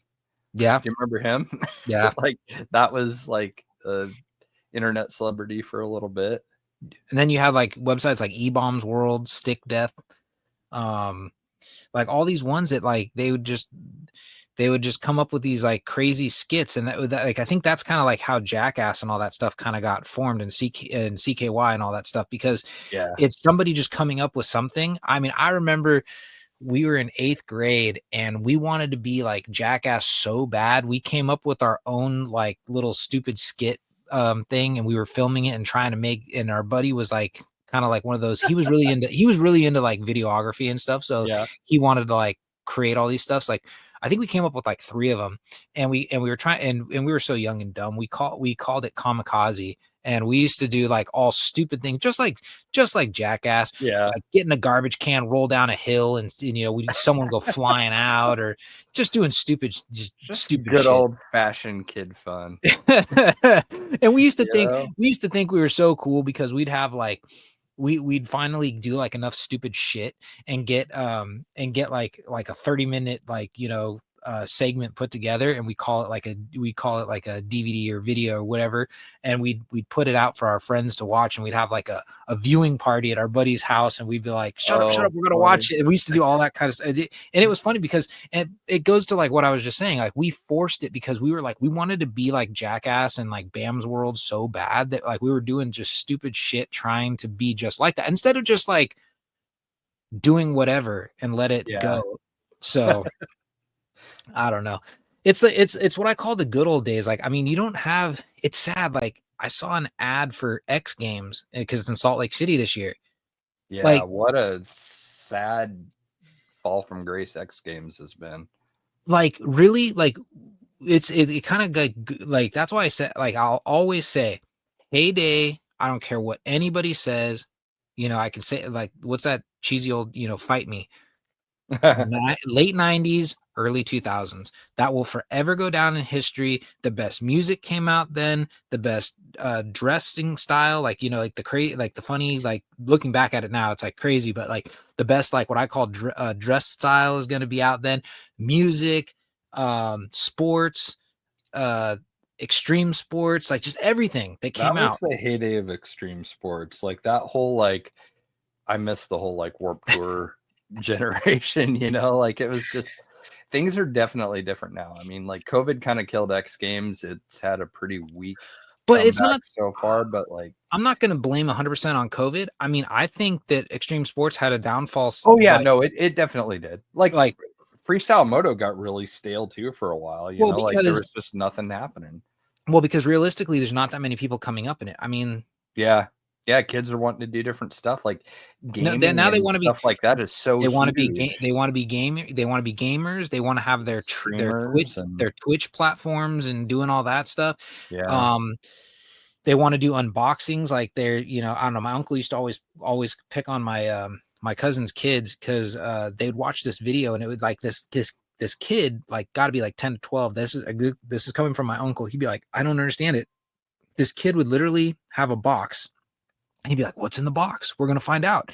And like, they'd start like, and he goes, this kid's like 10 years old getting like 1 million views because kids want to see what is he opening up today? Right, And I'm going, yeah.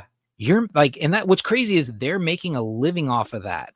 And it's like, that's what, kids see these days, and they want to become the next influencer. They want to become the next, and it's, you don't have these kids that are out like going like looking up to like Tony Hawk or they're not or Rodney digging Mullins BMX or jumps in a or Dave Mara or abandoned lot somewhere. Yeah, they're not coming up with, but also you got to look at it this way too.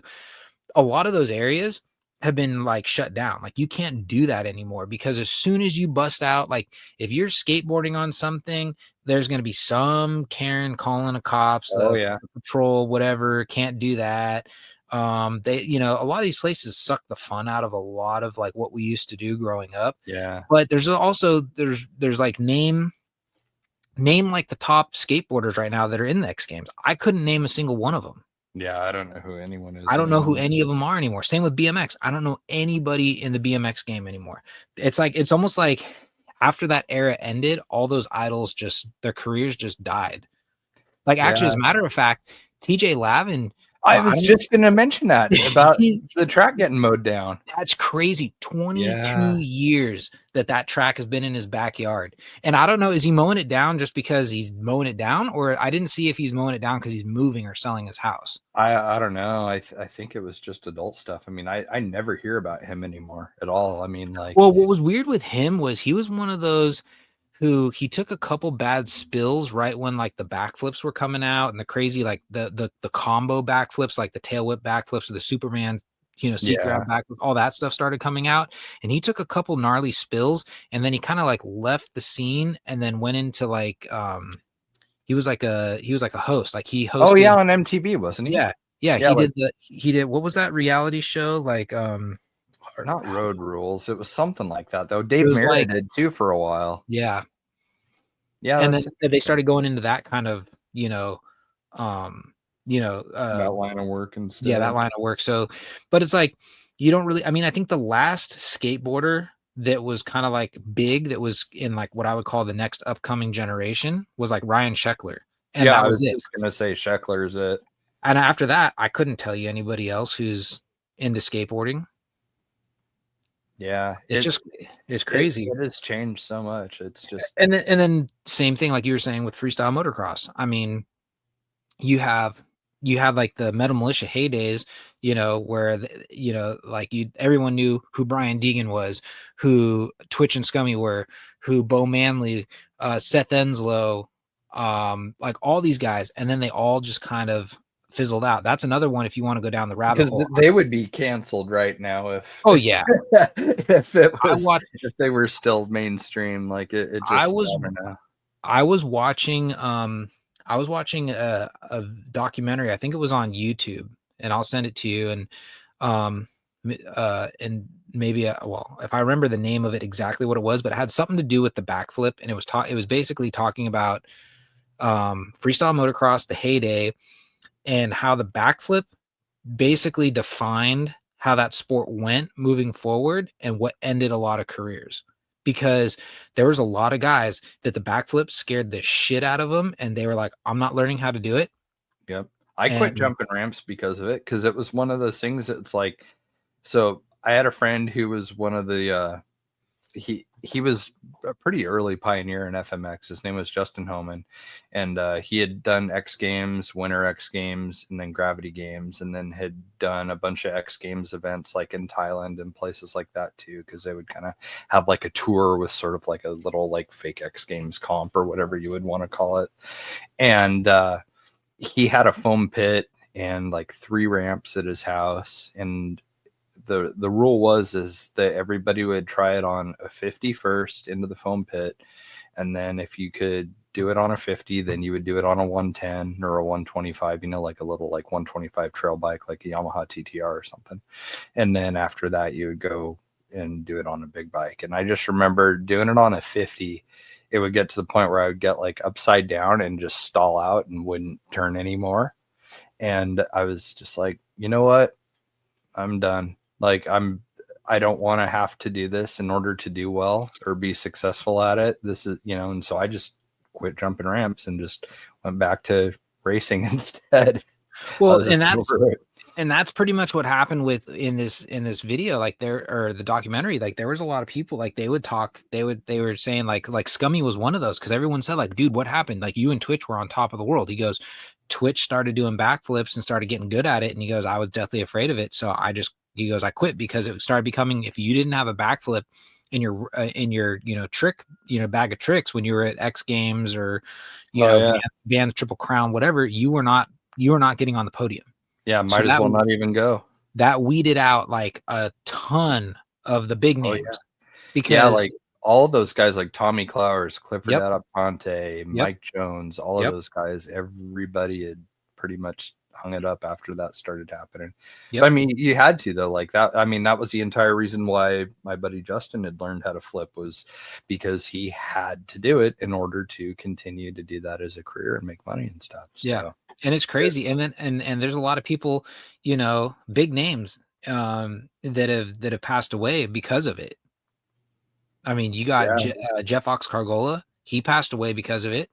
The other one, Jeremy Lusk, he passed away because of it.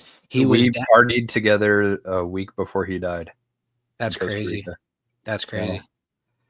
Yeah, that was my roommate at the time, Josh, and I. We were at Eagle Crest Resort in Redmond, Oregon, and we partied with Lusk and the Metal Militia guys and hung out and stuff because they had a supermoto race at halftime show for the jump show that they were in town doing. Super fun. Gnarly. Yeah, really, really nice guy. It was a shame. Yeah, no, and it's a shame. And what happened was he went down, and that's actually a really sad. Like if anyone like that, I think that was also in this documentary. If anybody really watches, like what happened, like that was to me, it sounded like an event exploiting how fast FMX was blowing up. So they tried to get anybody who would come, and Jeremy went to go do it, and he went to do a flip that he's done like a million times, and I don't know if it was like the takeoff just happened to be wrong, bike was running wrong, or if it was like almost like Deegan when he got blown off the ramp and ruptured like his whole insides, because Deegan almost died too, because he lost a kidney on Viva La Bam. Yeah, trying to do the 360. And it was super windy and it blew him off the ramp. So I mean, but yeah, and then so Jeremy did the flip and ended up landing on his head, because I don't know what happened. I think he was doing a Indian Air flip. Yeah, that's what he was doing, if I remember right. And then he went down, and of course, because he did that, or because he got that injury down in Costa Rica in a place that didn't have the same medical facilities that they have. Like if that would happen in the States, he'd probably still be here with us.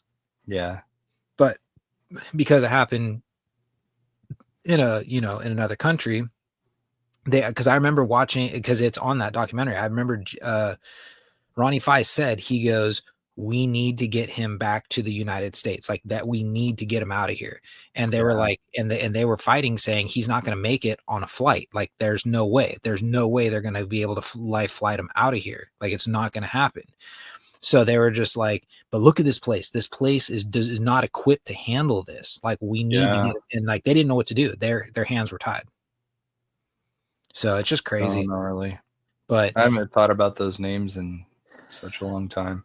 Yeah, it's crazy. And when that started blowing up, like I'll admit, I was one of those, like that drove me to wanting to I remember like I used to beg my parents, I want a dirt bike because I want to be doing this and I want to be doing that and I want to be jumping over stuff. And Seth Enzel's a badass because he jumped over his parents' house and this, that, and the other. And, like, yeah, it's just crazy. Like that was such, like that was the that was like what you idolize, and that's who your idols were growing up. And now like these kids, like we were saying, their idols are streamers and gamers, and it's just crazy to watch. It's funny, they watched Deegan's kid in Supercross this last weekend, blocked past a dude who was on the outside. You ran him high in a corner, and like everybody's freaking out, talking about how dirty it was and how shameful that move was and poor sportsmanship. And it's like,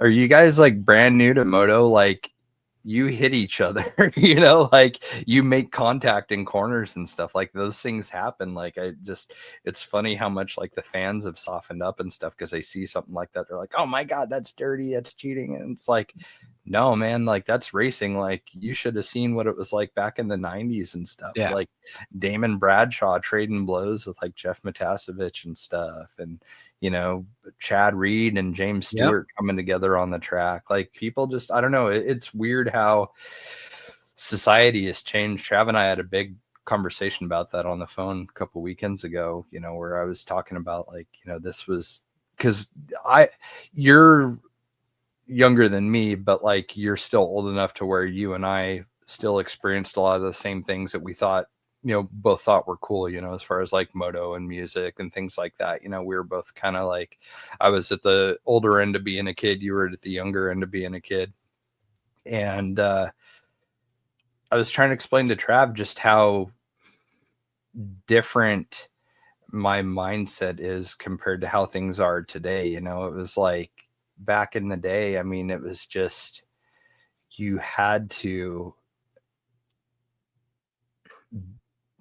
especially with like moto and stuff and like being around the guys that I was around, like you had to be tough, otherwise you just end up getting walked over, whether it's on the track or the social settings of being in the moto scene and stuff like that. Like you just have to not be a tough guy, but I mean it's just a different mindset. It's like kind of like I was trying to sum it up to him, like the attitude that people had back then, you know, especially like with racing with moto and stuff. It was like kind of like, you know, like, would you say fuck you, dude? You know, like that was your reaction to everything like that. Because that's like what happened in school though too. Like, I mean, like you were able to go, and it's like, I'm not going to say any of the words because I don't want to create any, you know, but there was words we would use in school, like, you know, on a daily basis that like was not a big deal. Like you said it, and that was just like how you, like, that was just like the lingo. That was just like the talk. Like it's all this new,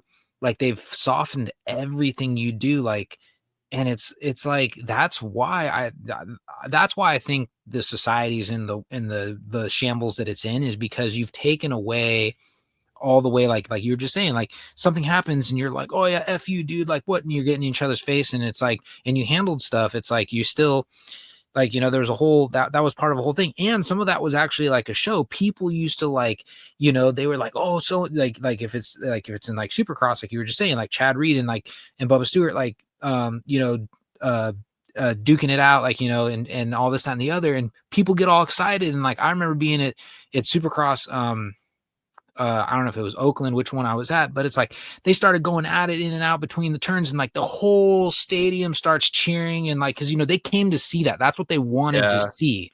Now it's like, now you'll get booed if you make contact in a corner. Now it's been all, for lack of better words, pussified. Yeah, that's the word I was thinking too. Cancel culture. Yeah, and it's weird. I've had that like culture clash with younger generations, even like in the RC community and stuff too. Like when we had a crawler club, like it was just a very different younger group of people came in that didn't mesh with us. You know, it was like somebody would like say something or talk shit, and then like you were a bad guy because you got upset about it.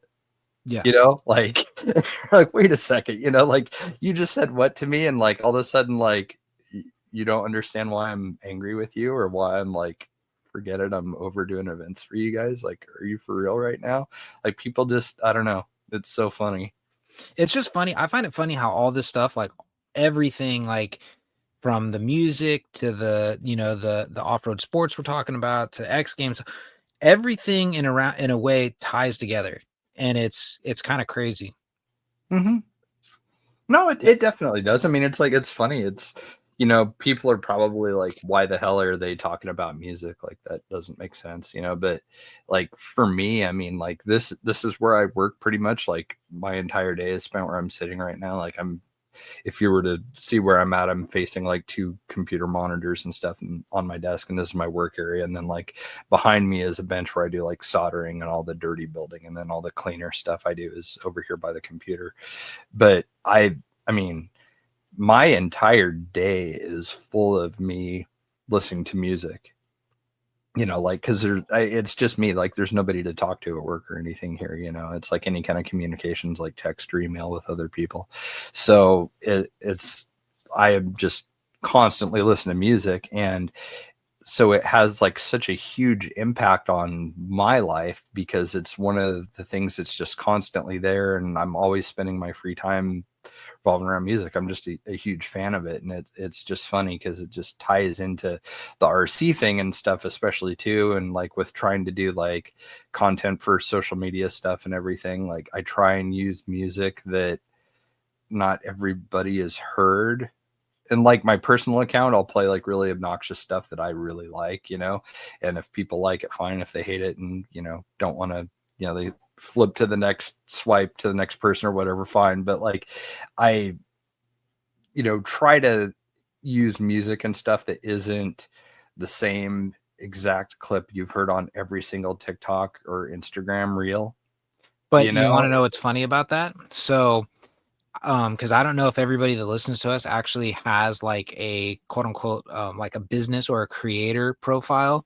So if you have a creator profile on Instagram or like a business profile, they actually kind of coach you when you are, or groom you, whatever you want to call it, when you're making posts. Like that'll be like, oh, add music, and then they'll automatically throw up, like they'll be like, here's 20 of the most popular clips right now. Yeah.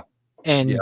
and it's like, and then they actually give you like what is it, like you're almost getting like milestones if you're using, like I know, like for instance, like one of them was like, oh, you've used a trending, you know, song 5 times in one of your reels, you know, and like you get a little, you know, check for it. And it's like, what does that tell you?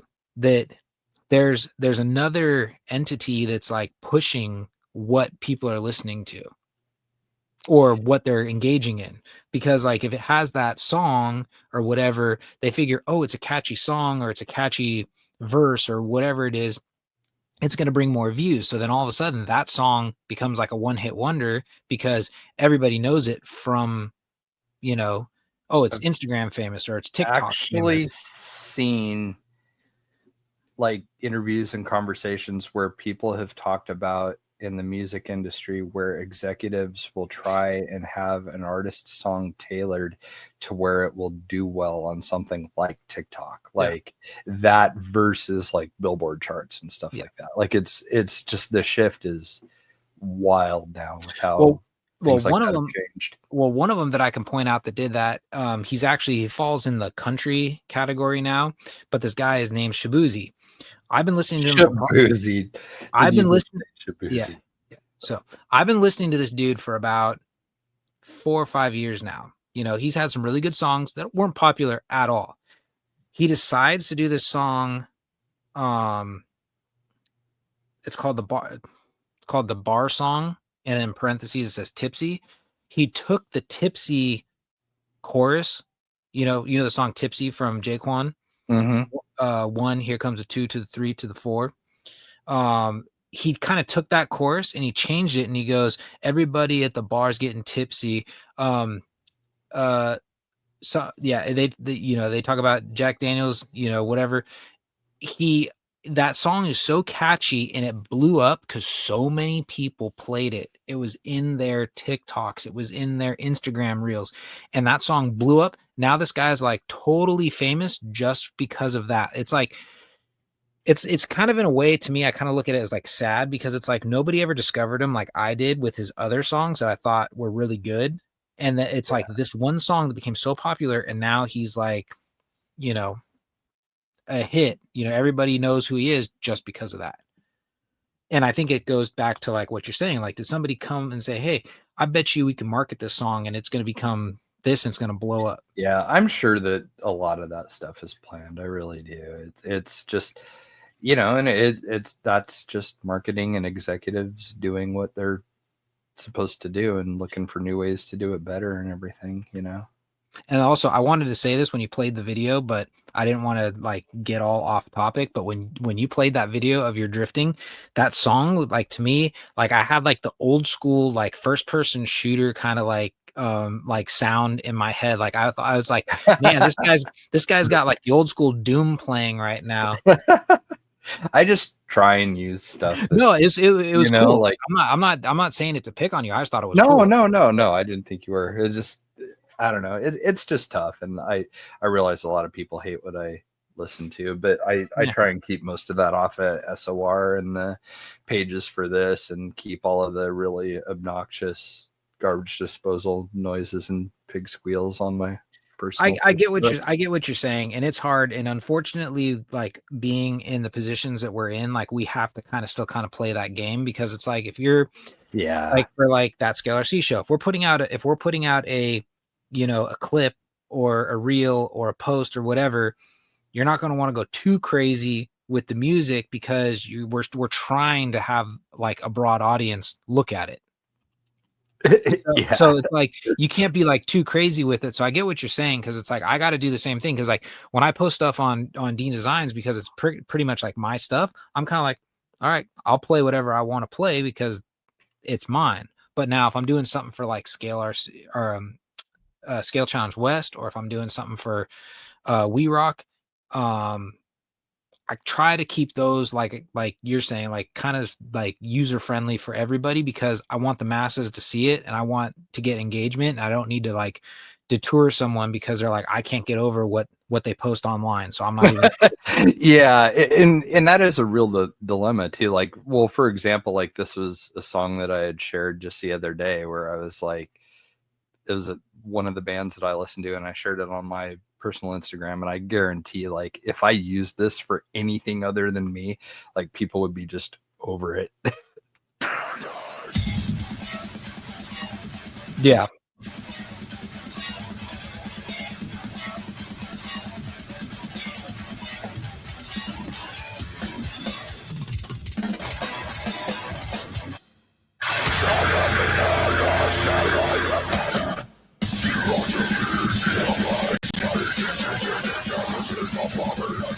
So yeah, Yeah. It's like you have to kind of find something that's in the middle. I mean, there's one of the things that I like to use that is pretty good for like crawling stuff and everything too for videos, and is like synthwave, like synth pop, like stuff like that's really good. I mean, I remember when like dubstep was super popular, it was so lame because like every single RC video you saw on Instagram had like dubstep, some obnoxious dubstep music to it, and so it's like now it's like pop rap sort of, like I don't know. It's weird. It's so I don't know.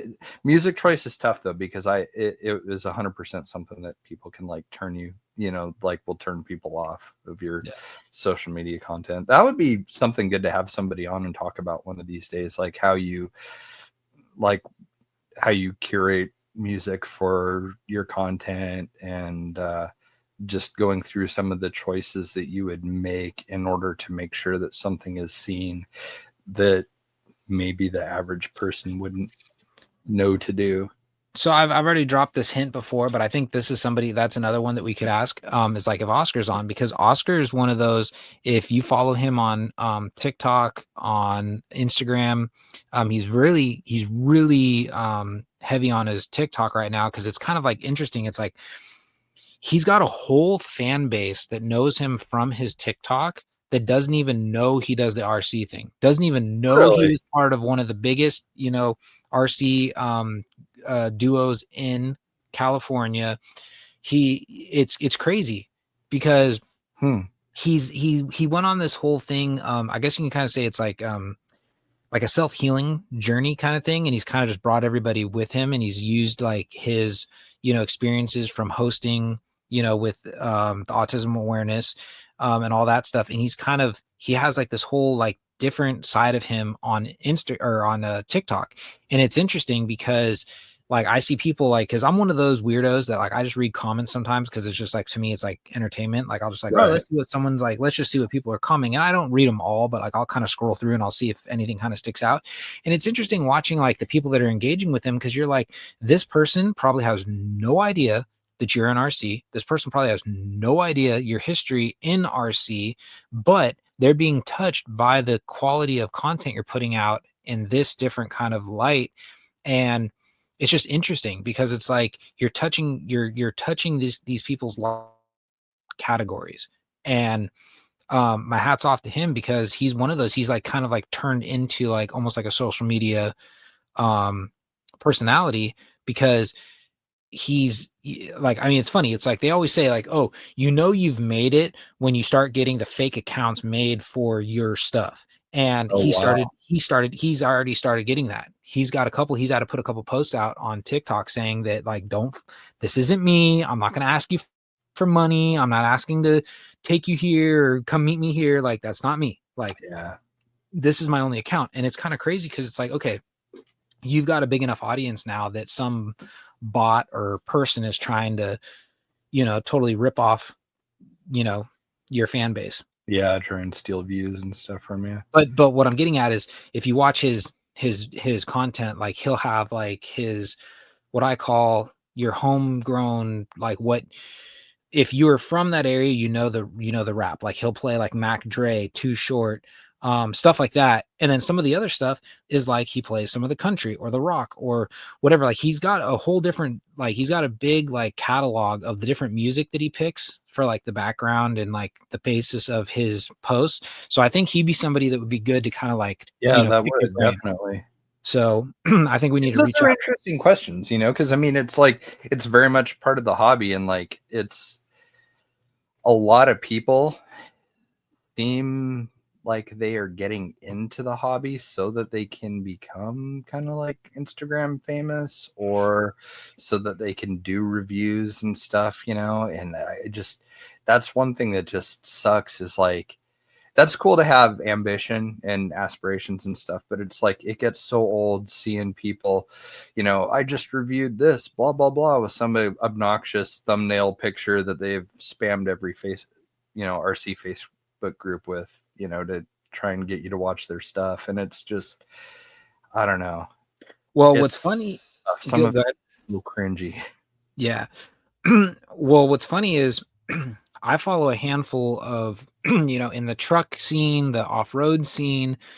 I follow a handful of people in all these like different, genres, because they're all the different interests that I'm into. And what I'm finding that's really interesting right now is there's a lot of influencers in the truck and off-road community that are burnt out.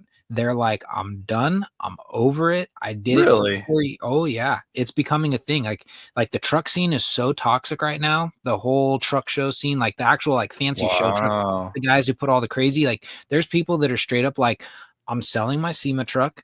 I'm out of it. I'm done. I'm going to hang out with my family. I'm going to hang out with my friends. I'm going to do this. I'm so done trying to create content. I'm so done. I'm just burnt out from doing all this, because you got to think about it. It's almost like becoming like, you started out just kind of doing what you enjoy and doing something that you're like, yeah, you have the ambition, like you were saying, like I want to become the next, like I want to be the next like James Hetfield, and I want to just like do this and do that. And then you finally start getting that and you're like, oh yeah, this is cool. This is rad. And then you start coming out with, okay, what can I come out with now to like keep myself relevant and keep going and keep going? And then next thing you know, somebody gets their claws into you and they're like, oh, you're going to be a brand ambassador for this. You need to put out X amount of posts of this, that, and the other. And I'm going to tell you what you need to post, and you need to do this, and you need to do that. And then at first you're like, oh, this is cool. I'm like getting so much recognition. And then you got to think about it.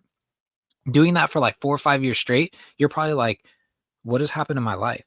Like my whole Without life, a doubt. my whole life is scripted now. Like I've seen it. Like there's a lot of people that have been posting as like within like the last couple months that are just like, I'm so over it. It just turns into a grinding normal job after a while. Like Well, like anything. I mean, there's times where I've felt like this is that way too. Oh, With like it's what funny I you're do. going to say and that. I mean, I was in the same boat. I mean, I've done that.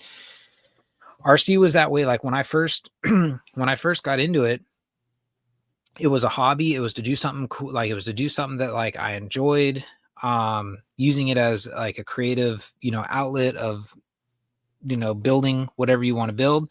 Then it Yeah. got into, you saw this person and like you saw your John Schultz and your, and your Rodneys and your, and your Joshes and all this stuff. And you're like, oh, I want to be like them. I want to start putting out videos and I want to start having this and that and the other. And then you start driving to do that. And next thing you know, you're spending like all of your own money. You're doing all this crazy stuff to try to get that point. And then like, it doesn't happen. And you're just like, what am I doing all this for?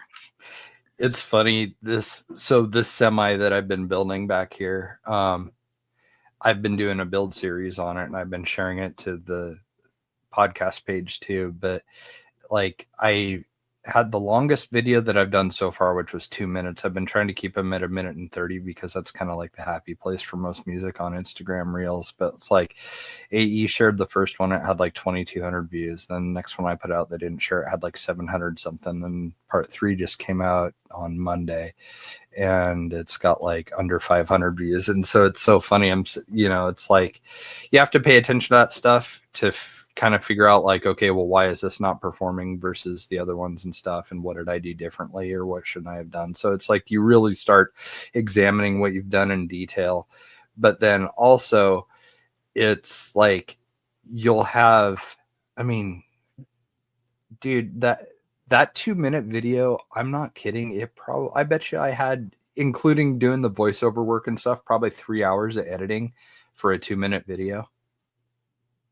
Oh, just yeah. Going through clips and shortening, because what I do is I do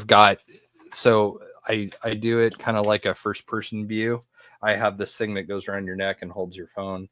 And that way it like looks like, you're like looking through my eyes and I'm moving my hands and building stuff and everything. And so, I have that. And so I have a little Bluetooth shutter so that I'm not like touching it and making it move, every time that I like, turn it on, record and have it stop. And it's like you have to think about like where your hands are in frame, if like you can see the tools or what you're doing. And so it's like you're trying to film, but also like position your hands and stuff in front of you to where they're still in frame, and then also concentrate on what you're doing. And so it's like you end up like there's so much footage of just anytime you make a video, there's a ton of stuff that you don't end up using. Cause I mean, it's like you end up deleting probably 90% of what you've recorded. But I mean, it's just the amount of work that goes into it is just staggering. And like, I don't know. I mean, I like it, but at the same time, it's like not the most enjoyable thing when you like have to do it. And so I understand how those people could get in that situation where they're having, a sponsor breathing down their neck, that's kicked them down 10 grand worth of product or whatever that they need to do a video for and stuff. And, it would have been a great person to talk to about this too. It would have been Haley. Yeah. Just because she does, a lot of YouTube stuff and everything. So.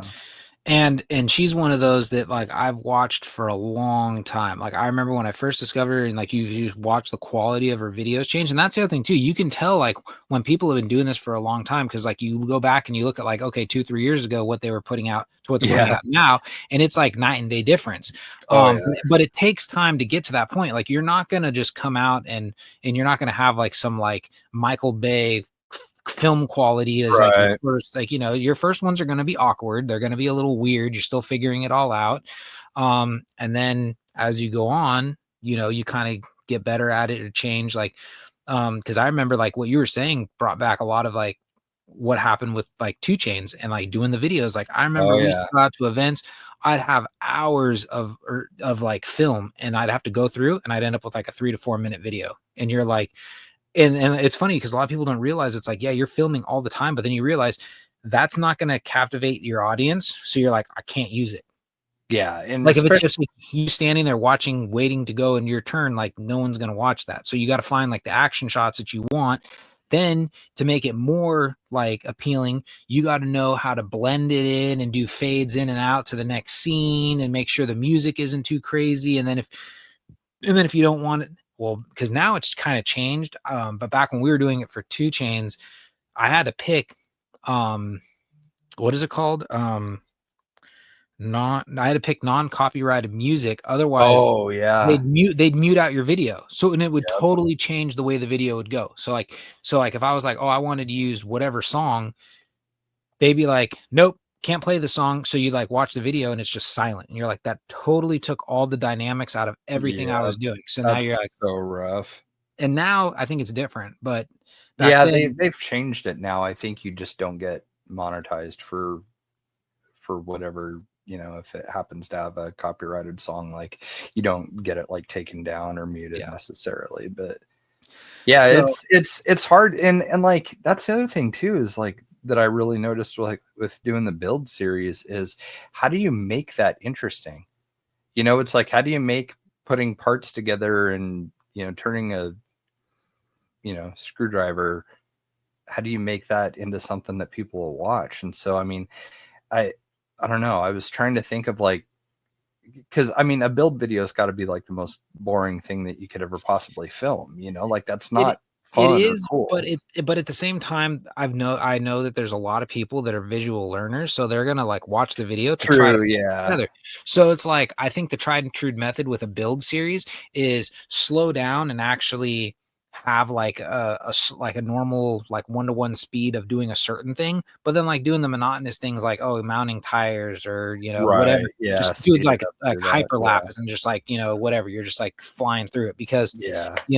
there's only so much footage online that you can see of like putting a tire Yeah. together or mounting a shock or whatever, but like Exactly. you just gotta like pick and choose to keep people entertained. But it is like you're saying, it's a whole different ball game. Like when it becomes your job and it becomes a requirement, it's like the fun gets taken out of it, and people can get burnt out. I mean, like there was a time, and it's kind of why it's like the unspoken, like what happened with 2 Chainz. It's we just kind of got burnt out. Like it was fun. We had a lot of fun doing it, but then it became to a point where, like me and Elo used to say it all the time, we'd go to events, we wouldn't even run our cars. We were there talking with people, filling people, interviewing people, handing out trail swag, like don't get me Yeah, wrong. because you guys had to make like all the stuff that you gave out too. So we had a lot of time and effort into it. And then it's like we get to these events and it's like you can't even run your car because you're too busy doing this or helping with this. And and it just started becoming a lot. And then of course at the time when CKRC closed its doors, we lost our big title sponsor. So now it was back to really hitting our pockets hard. So it was just hard to just keep it going. Right. And we just eventually kind of just said, that's it. And now we're at a much better place when it comes to doing like the Scale Challenge West, NorCal We Rock. We're able to actually run our own cars because we're not doing this like personality thing the whole time. Right. We're like, we're there, we judge this, we do this, we give out rules, whatever. And then you're out there and you're doing your thing and you're able to like enjoy it with everybody else. So it's like we've hit this new kind of like happy medium, and it's just like, it's just funny like to just see how things have changed.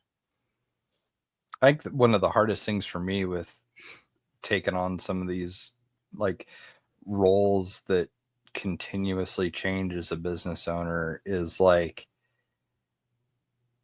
so in David Palacios had talked about this, the graphic design guy at AE that from my build projects that we had on the show.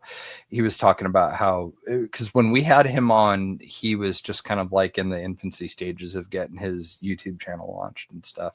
And he was talking about how, he's going to have to start showing his face instead of just a pair of hands doing stuff and everything. And like, I think that's one of the most difficult things for me has been, and that this is kind of why the podcast has helped too, is just, I'm not super comfortable being on camera. I mean, like I'm not trying to sound like a dickhead or anything, but like with growing up racing moto and stuff, it's like, I've been on TV and I've been in magazines and stuff like that and on DVDs and it's catalogs and like advertisements. And that's just like part of what my life was, but like I never got comfortable being in front of the camera necessarily. And then especially when I quit racing, and I started to get older, and I have degenerative disc disease, and I started to put on weight and stuff, and I just really did not want to be in front of the camera anymore. And then we got to a point with like the podcast and SOR and stuff where Travis and I were having the conversation where he's like, this is one of those things where you're going to be able to connect with your audience better if you're showing your face, and it's something that is just going to have to happen. And like that was a pretty like serious conversation that he and I have had, because it's like I'm a self-conscious person, like I'm like shy and kind of standoffish naturally, and I'm not super talkative, and like I don't like large groups of people. I don't like speaking in front of people. I just like being a wallflower and blending in. And so it's been really interesting going through the process of like the podcast and stuff. I think I would be having a much more difficult time with doing video stuff and everything for work if it wasn't for the podcast helping me get more comfortable with this, because I never did what you did prior to this, where you guys were doing YouTube videos and stuff like that. Like I just straight up never showed my face. Like once in a while there'd be a picture of me that'd pop up somewhere, but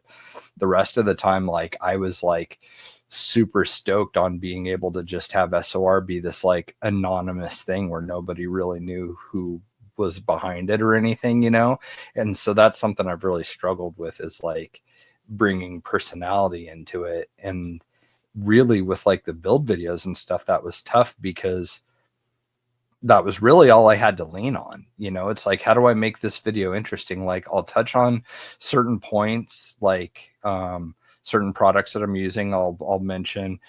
I will talk about like maybe an important step of like what you need to do here or whatever, but the rest of the time I'm basically trying to like carry the entire episode on my personality, like just what I'm like saying and how I'm saying it, and making dumb little jokes, or like sounding like I'm just being exasperated or just really over it, or so it's like I'm trying to like make it interesting by like having it chopped up and sped up really fast, and then my voice commentary being kind of chopped up and fast to match it, and like my pitch is different, my tone is different between each clip and stuff. So I mean it's been, there's just so much more that goes into all of this stuff, but like, man, I don't know how some of these people do it without feeling a little bit self-conscious and stuff, especially like the TikTok dances and all this shit like that. It's like, dude, I could never do. I mean, I there's times where I'm just,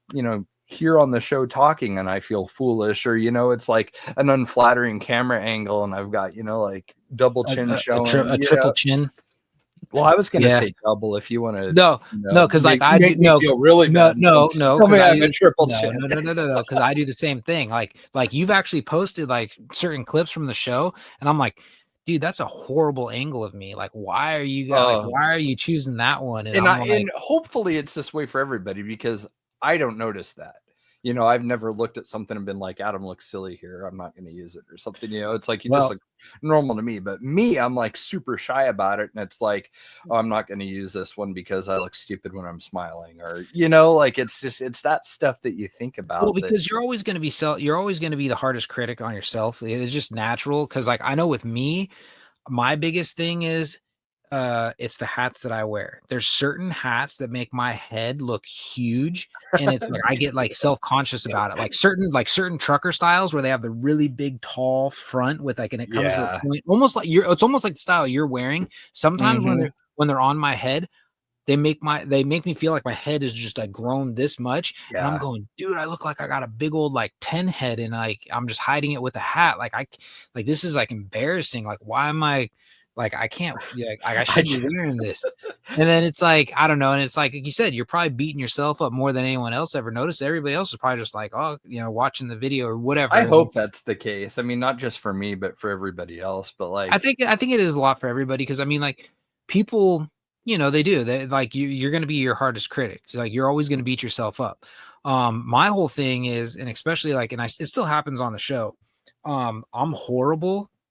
Like now, because I'm drinking an energy drink during this, something with like carbonation, every once in a while, like you'll get like slight hiccups, or you'll get you'll get like a little burp that's going to happen. You're trying not to burp while you're talking, and you're like, so you kind of like come to a pause and you do something like awkward. And then the other thing too is it's like, I try not to like stumble on my words, because if you're, oh God, it's like, if you feel like you're stumbling, then you're like, oh, I just totally like screwed up and everyone's going to see it and they're going to judge me and this. So it's like, but then you still have that kind of in the back of your head as you're going. So you're kind of like, as you're doing it, you're saying to yourself, don't screw up, don't screw up, don't screw up.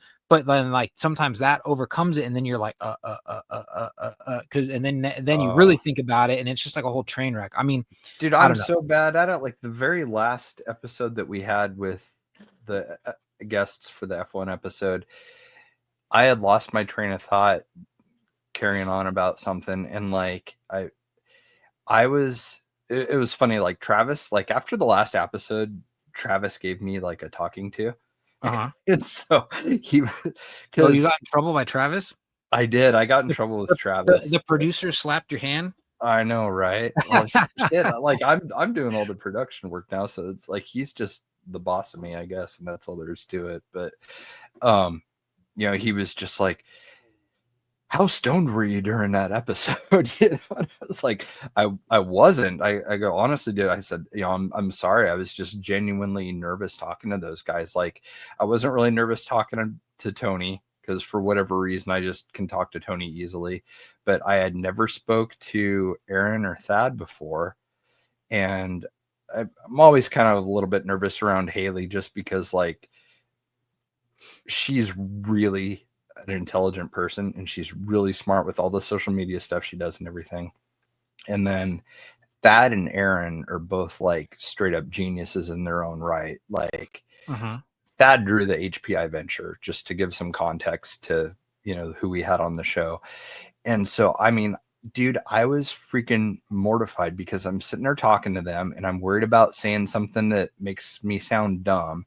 And then I would say something dumb, like, the correct term that Aaron corrected me at one point through it, but the correct term was post-process chamfering the edges of an aluminum part to give it like the silver edge, even though the whole thing's like anodized blue. I didn't know the exact terminology, and I think I had said something about beveling the edges of it or something like that, and then he had corrected me. And so I'm just like, oh my God, I just said something totally dumb to one of the smartest dudes that I've met, that I totally look up to, And so like Travis like honestly thought that I was like so high that I couldn't like talk, like that I was having trouble and everything. And I just had to explain to him like, no, dude, I was just legitimately nervous that entire episode and just stumbling over my words. And I was hoping that Trav or like somebody would kind of step in and help carry the conversation a little bit so it didn't fall on me, and it wasn't happening. And so I was starting to just freak out and get nervous, and it was funny because Haley was like, I think that was a really good episode. It was like one of the more professional episodes that you guys have had and stuff. It just kind of keeps getting better and better. And I told her, I was like, are you serious? I go, dude, I got like a talking to from Travis after that episode. Like it was that bad that he was just least, like, you need to think about what you want to do with this podcast, because, like he thought I wasn't taking it seriously and was like doing the whole thing like stoned or something. I was like, no dude. But you also got to look at it from another standpoint. At least you're somebody who is engaging. Here I am just being like quiet in the corner, like going, okay, I have nothing to say because I don't even know what the hell you guys are talking about. I felt so bad. All going over my head, like and I'm just like, well, and then that kind of happened to Haley too. Like I was hoping to get more out of her talking about like her trip, or if she got to like talk to some of the drivers, or and so it was like, I mean, it's not her fault or anyone's fault but my own, basically, because it's like, I had like an agenda, because people that don't know what goes on behind the scenes of this, it's like I try and type up like an agenda for myself or everybody else, if there's if I've got time, of the things that we're going to cover and stuff, which and we're probably way off, like we on this one. Yeah, we didn't pay attention to that. But the first half we did. The first hour we did that. Well, see, that's what happens when Travis leaves. We just like, we're unsupervised. Nah, I'm fine with this stuff though. You know, like honestly, it gives people a little bit more insight into like what our lives are like and what we're like as people and stuff. So it's like I'm fine if it doesn't always stick to task. I mean, like that podcast with Rob Flynn that he was on. I mean, that was a 4-hour episode, and they usually try and cap their episodes at 2. You Yeah. know, so I mean, it's like sometimes like just conversations happen, and it's good to capture them. You know, but I don't know. It's just all of this stuff is a lot more work, I think, than people realize. And with the social media thing, it's like, I think it's really important that people are conscientious of what all they can tolerate and whether they need a break or not for a while. I think that's really important because I've never been burnout to the point of where I'm like done with RC and been like, I'm going to sell all my stuff. Like that's never happened to me. I've never been that far, but like if anybody has paid attention, like my posting, like I went from posting like probably 2 to 3 times a week to like I'm lucky if I post every 2 to 3 months. And it's just because a lot of things have changed, I used to put RC at my top priority. Like everything was like RC related, RC related, RC related. And then I started like, you had to really sit back and I was like, you know what? I'm getting older. And this is more of like probably like a personal demon than anything else. And I'm starting to go like, okay, I'm going to be 36 years old this year. And I'm at this point in my life. And I start questioning. I'm like, well, look at this person and look at this person and look at this person. And then you start questioning like, okay, I could probably be at that level, like, having this style of house or this many cars or going on these vacations. If I would have shift my focus from something that's not making me money to something that's making me money. So then like stuff like that takes a back seat, like the RC, the RC costs a lot of money to build it. Unless you go super on the budget side, but still you're spending money that, and like you start pouring it all into that. And then like other stuff starts taking, a toll, like, like your vehicles, your house, your, relationship, whatever it is. And then that's when I just kind of like had like a come to reality kind of thing. And I was kind of like, you know what? RC is a hobby for me. It's not my job. It's not paying the bills. I can't put that ahead of what is paying the bills, and I need to reevaluate what I'm doing. And that's kind of just like where I'm at now. That's why, like, for me, having this podcast is like fun now, because it's like, I'm not doing this to try to make a living. For me, it's more of just like, it's fun, Right. like it's an outlet. It's a way, another form of creativity, all that stuff. And that's why like my social media presence has kind of shifted, because it's like I'm no longer going, okay, what can I post to engage with people? What can I post to stay relevant? What can I post to do this? Now it's more like, all right, I'm in the middle of building, this buggy, or I'm in the middle of building, this or whatever. I'm just going to post a couple photos of what I've been working on, or a photo of whatever I was working on out in an event. If people like it, people like it. If people don't like it, people don't like it. And it is what it is. I don't even, Yeah. that's just how I've kind of shifted my focus. I think for me, it was rather than just quitting RC, because obviously I kind of can't because of work and stuff. I'm just too heavily invested in it to just stop. But for me, it's I pretty much like cut off the whole social side of RC to keep from getting burnout. Like I stopped going to races, I stopped doing events and stuff, because it was just the people were kind of starting to wear on me, and I was spending a lot of money to do events and sponsor events and do work on courses and stuff and things for other people that wasn't making me money. And then it got to the point where I cared about it more than they did, and then I was just like, all right, I'm done. And so now it's like, there's one person that I go crawling with, my buddy Jared, and we haven't been crawling since the Comp Fox came out. And I think that was our first time in at least a year prior to that. So, I mean, like, I just don't hang out, and it's like that, but also that's what keeps me from being burnt out, because it's like when, like, for example, the last time that I went crawling, some dude was there crawling too, and he came over and just started talking to me, and just all he wanted to talk about was how much money he spent on rigs. And then it turned into how much money he spent on his truck, and then his Can-Am Maverick that he owns, and how he's got 36 grand into it and all this stuff. And it's just like, I'm sitting there like, this is why I don't fucking talk to people. You know, like this is why. You're like me. Like there's certain things, like I'm a very, like my close friends, like, you know, like if I can vibe or mesh or get along with you, and like we have similar interests or whatever, like we can talk, and you know, and I usually can carry a conversation on for like hours. Like there's times like Michelle will do it to me, like we'll be at like a party or whatever, you know, whatever, a social get together, and you know, like she'll be like, shut up, you're talking way too much. Like, and it's like, well, what? Like, I mean, like we get along. Then there's other people, and like that I've been around, where it's exactly like what you said. It's like, we'll kind of be like talking about whatever. And it's like the people that really get under my skin, and I think that's when I start to shut down and I get really quiet, and is when they start doing the whole, it's almost like a one-up thing. It's like if you mention like if you mention like a, hey, like, you know, they're like, oh, like you're meeting someone for the first time or whatever, like, you know, like you know, your wife or girlfriend or whatever brings you to a social get together,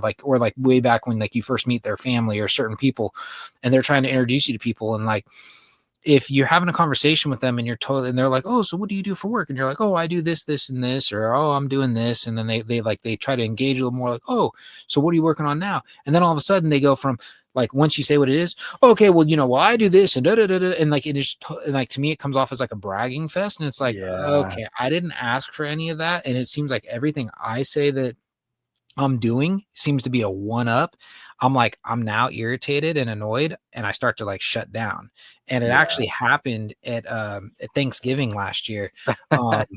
Michelle's cousin's new boyfriend, I probably shouldn't even be saying all this on the thing, but anyways, he you know, he started talking, you know, he like, we've had a conversation in the past and things were cool, but this like last year, or at this last you know, Thanksgiving, it seemed like everything was like like if you mentioned anything, oh yeah, well, one time, like, you know, I used to do this and I did that, and you're like if you're talking about like, you know, trucks, like you're like, oh yeah, you know, like my truck's doing this, so I think I'm gonna, like, you know, fix this with this and do this. Oh well, you know, when I used to be a mechanic and I did this, and it's like, okay, dude, you're X amount of years old. It seems like no matter what I say, whether it's trucks, bikes, work, whatever, you seem to have had that as a career at some point, or you've done it, or you know it all.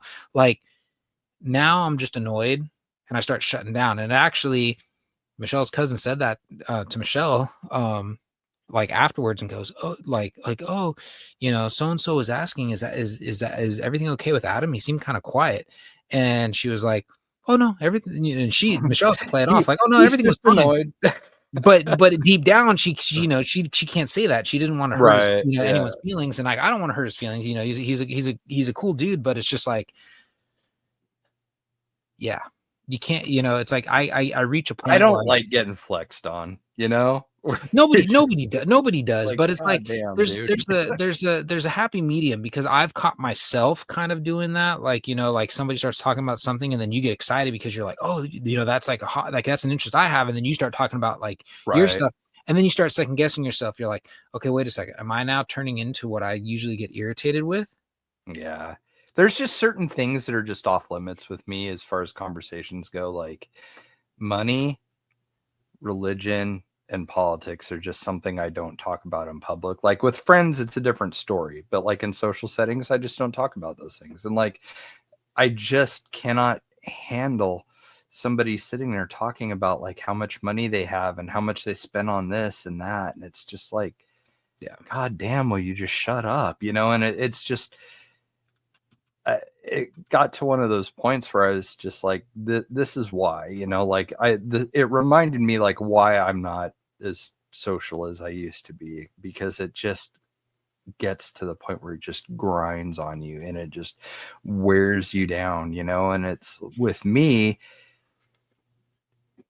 it's like people are very, very comfortable asking for shit.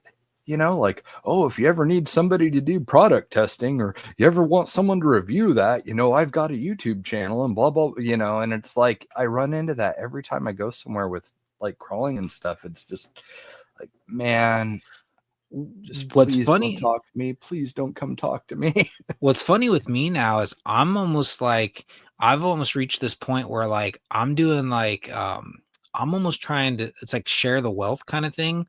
Because like I've been in a position with a couple sponsors to like to test out this product, test out that product. And I know that I'm typically a crawler guy, but I know that this company comes out with stuff that could be a basher or an on-road guy or, you know, whatever. So like I've actually tried to share the wealth. I'm like, hey, look, I know you always ask me to look at this and look at that or review this, but like I know you guys probably have this kind of product coming out or that kind of product or this electronic. You know, I got friends that do that kind of stuff and they're probably better fit for this. You know, let me Yeah. know if you ever come out with something like that and you want somebody, because I said I'll point you in the right direction of who you can talk to. Whereas like there's probably most people that are like, what are you doing? You're like pushing away like all the limelight. And it's like, because I'm not doing it for the limelight. I don't care. Yeah. It's like I'd rather actually it be fair and be like legit, because it's like if you give me something to test out or to try and it's not something that I'm typically familiar with, I'm going to give you the worst review, because I'm not going to know if this is normal, not normal, if it would work for everybody else, because it's like I don't know, like, you know, it's not in my wheelhouse. Kind of like the last episode you guys were all talking about, you know, the Formula 1 and stuff. It's like I can't chime in on it because I don't really know. So it's like, so if I say something that's like completely stupid or ignorant, it's because I just don't know. So I'd rather just not do it. Like that's your guys' area. You guys talk about it because you guys are the professionals. I know nothing about it, so I can't comment on it. Whereas there's other people that are like, they're going to try like fake it till you make it. And they're just going to keep, you know, talk like they're going to try and act like they know what's going on. And it's like, That's hard. It's really hard to just kind of like nod your head through a conversation and like, I don't know, that whole episode was just one of the most difficult situations I think I've been in since we started the show. And then like Trav said, I like way underutilized Haley. He goes, Haley was wasted. I was like, really? He goes, yeah. He goes, you completely wasted Haley's presence because she just was way underutilized. And then looking back, like when I was editing it and stuff, I was just like, shit, he's right. Like it just, I don't know. I just, that whole last episode, I guess where I'm going with this is like, I felt like I just needed to apologize for it because I was just so freaking nervous, dude. No, I don't think you need to apologize for. Yeah. So I was on the, I guess you say one of them, the A-Mains team to test out these tires. These are the upgrade, the Rock Claws. They're labeled as an all-terrain. And as you can see, if you're watching this on the computer, it's definitely more of a trail truck tire. These things work really well. I've had tremendous success with them. I think they're like one of those. It's a great tire if you're trying to get something you know, that looks scale but is not like a name brand, but you're still trying to look for something that's scale. This definitely checks that box. But that's like a catch-22. If you're somebody who's like super scale and you want your stuff to be scale, you're not going to be able to run these. Like if you're one of those like Sorka guys, like you're not going to be able to run them. But they work great. I think the size is so yeah, so they're a little on the wider side, but no, I've had tremendous success. And the cool thing is here in Redwood City, there's a park called Hanley's Rock, and it's like a sandstone kind of like red rockish kind of looking, you know, material. So it's kind of loose and slippery, and these things gripped really well. So, but like any all-terrain, the more packed they get, they're not going to have a lot of traction. Right. Because the treads are, you know, pretty tight. But yeah, I've been running these I can't remember when these got sent to me, probably right before Christmas. So like I've been maybe a little bit longer than that too. I've had these, they've been on this rig for a while. So they work really well. Even the stock foams, I'm really impressed with them. It was funny because like I was like texting Matt, and Matt's like, he's like, when you got them sent to you, did you have the stock foams or the aftermarket foams? I said, I have the stock foams. And he goes, oh, I'm sorry. He goes, I think those suck. And I'm like, they work fine. They were great. Like, I mean, I have no complaints about that.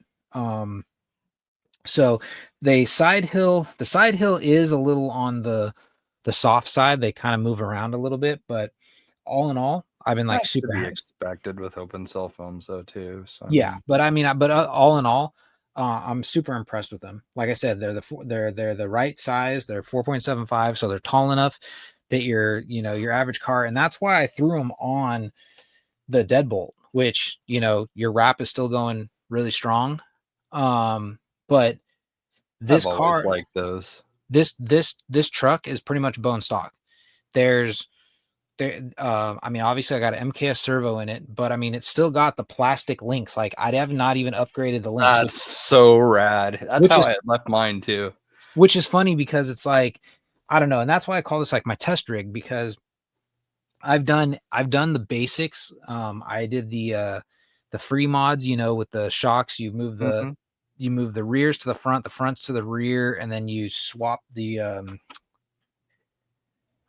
shock hoops in the rear or the body posts around, and it changes like, the ride height and the way it like the way it works and everything. And yeah, I've had tremendous success with this car. It just works. So that's why I kind of use this as a test rig. So that's kind of like also a hidden message. If you ever see me post pictures of this, it's typically because I'm testing something and I can't always say what I'm testing. So like when I actually first tested these tires out, that was actually what was a bummer, because like when I was testing this out, I couldn't share any of the photos.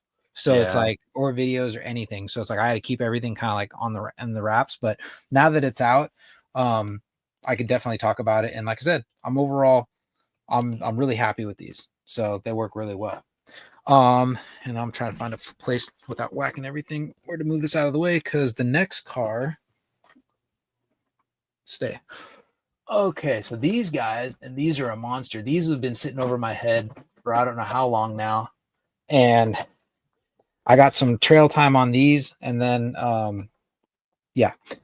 So these are the razor wires, and they remind me of like your old school low C like comp crawler tires, like the ones Yeah, that like came the on. HB Rovers Yes, and the yes, yeah, that's what yeah. they remind me of. They're super soft.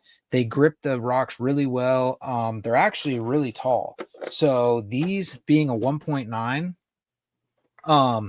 they're 5 inches tall.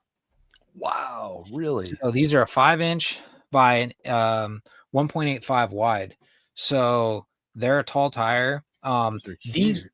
yeah, they're huge. And then this is also on the Pro, so it probably makes them look even more bigger than it really is, because the Right, Pro's yeah. got a smaller body. But yeah, this thing, and that's why I chose to put them on this, because if someone's going to buy these, you're probably going to put it on a performance-based rig. It's Right. going to be more of a comp rig, something that you're not worried, about making scale, all that. So it was definitely a trip to switch these. Now these ones were really soft on the side hilling, but not tremendously bad. There's a lot of sidewall height there though. I There mean, is. that's There is. expected For too. being a 1.9, there is. But overall, same thing. These things are soft enough, they grip. And I did my typical venting on these, where actually I vented through the tire with I heat up an 18 gauge nail, and then I just kind of like poke it through the Oh, really? through the rubber. Well, that's how I was doing it for a while, until as of late, I started actually venting my wheels, which I'm sure some people will probably cringe and cry, but I've found that some of the tread or the material makeup of these tires, when you do the whole either cut or burn a hole or whatever, you're creating a tear spot that, like, after a time, the tire will start ripping there, and next thing you know, you've destroyed a tire. So I know some people are like, oh, you spent X amount of money on wheels and you went and drilled a hole through them, and you're like, yeah, but to me it works. The ones that I do vent, I take a hobby knife. And so, like, let's say you're looking at the tire like this, like the tread is, facing this direction. Yep. So it's sitting up and down. I'll take a hobby knife and just stab it and just make a little slit. And it doesn't necessarily completely vent it, because it still kind of seals up.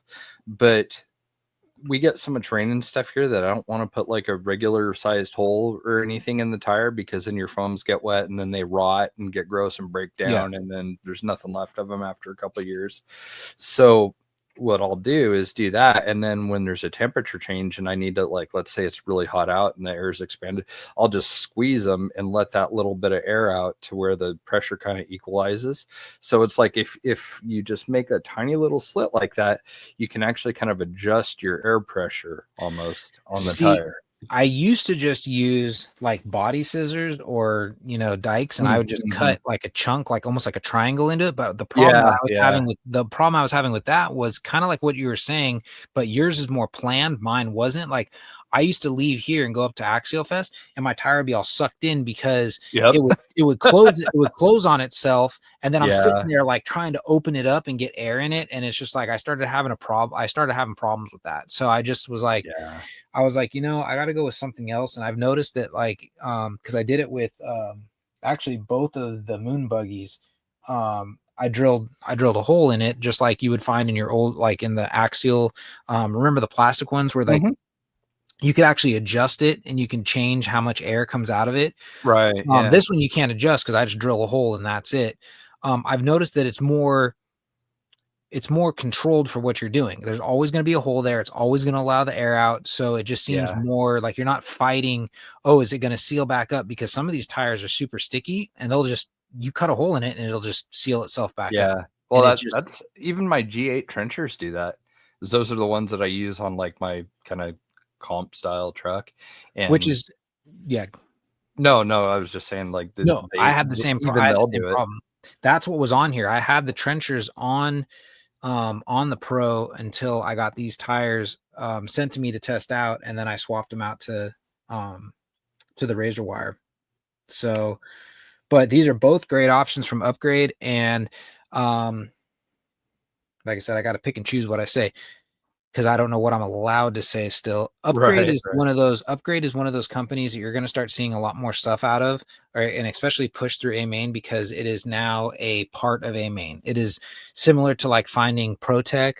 House brand. It's a house brand. It's becoming a house brand. So Upgrade's coming out with a lot of stuff. And actually Upgrade also came out with, which I tested on this rig too, which you probably can't see, but on this has that double Cardian CV up front, so you don't get any of the chatter. Because if anybody who has one of the Pros, if you are doing a lot of speed and you're turning, you get to this like bind spot, and then you'll see it as you're turning, the tires will start like chattering because it's running out. It's like it's at a part where it gets a little bound up, but then once you get past it, it's fine again. Right. With this setup, you don't get any chattering the whole motion of the rig.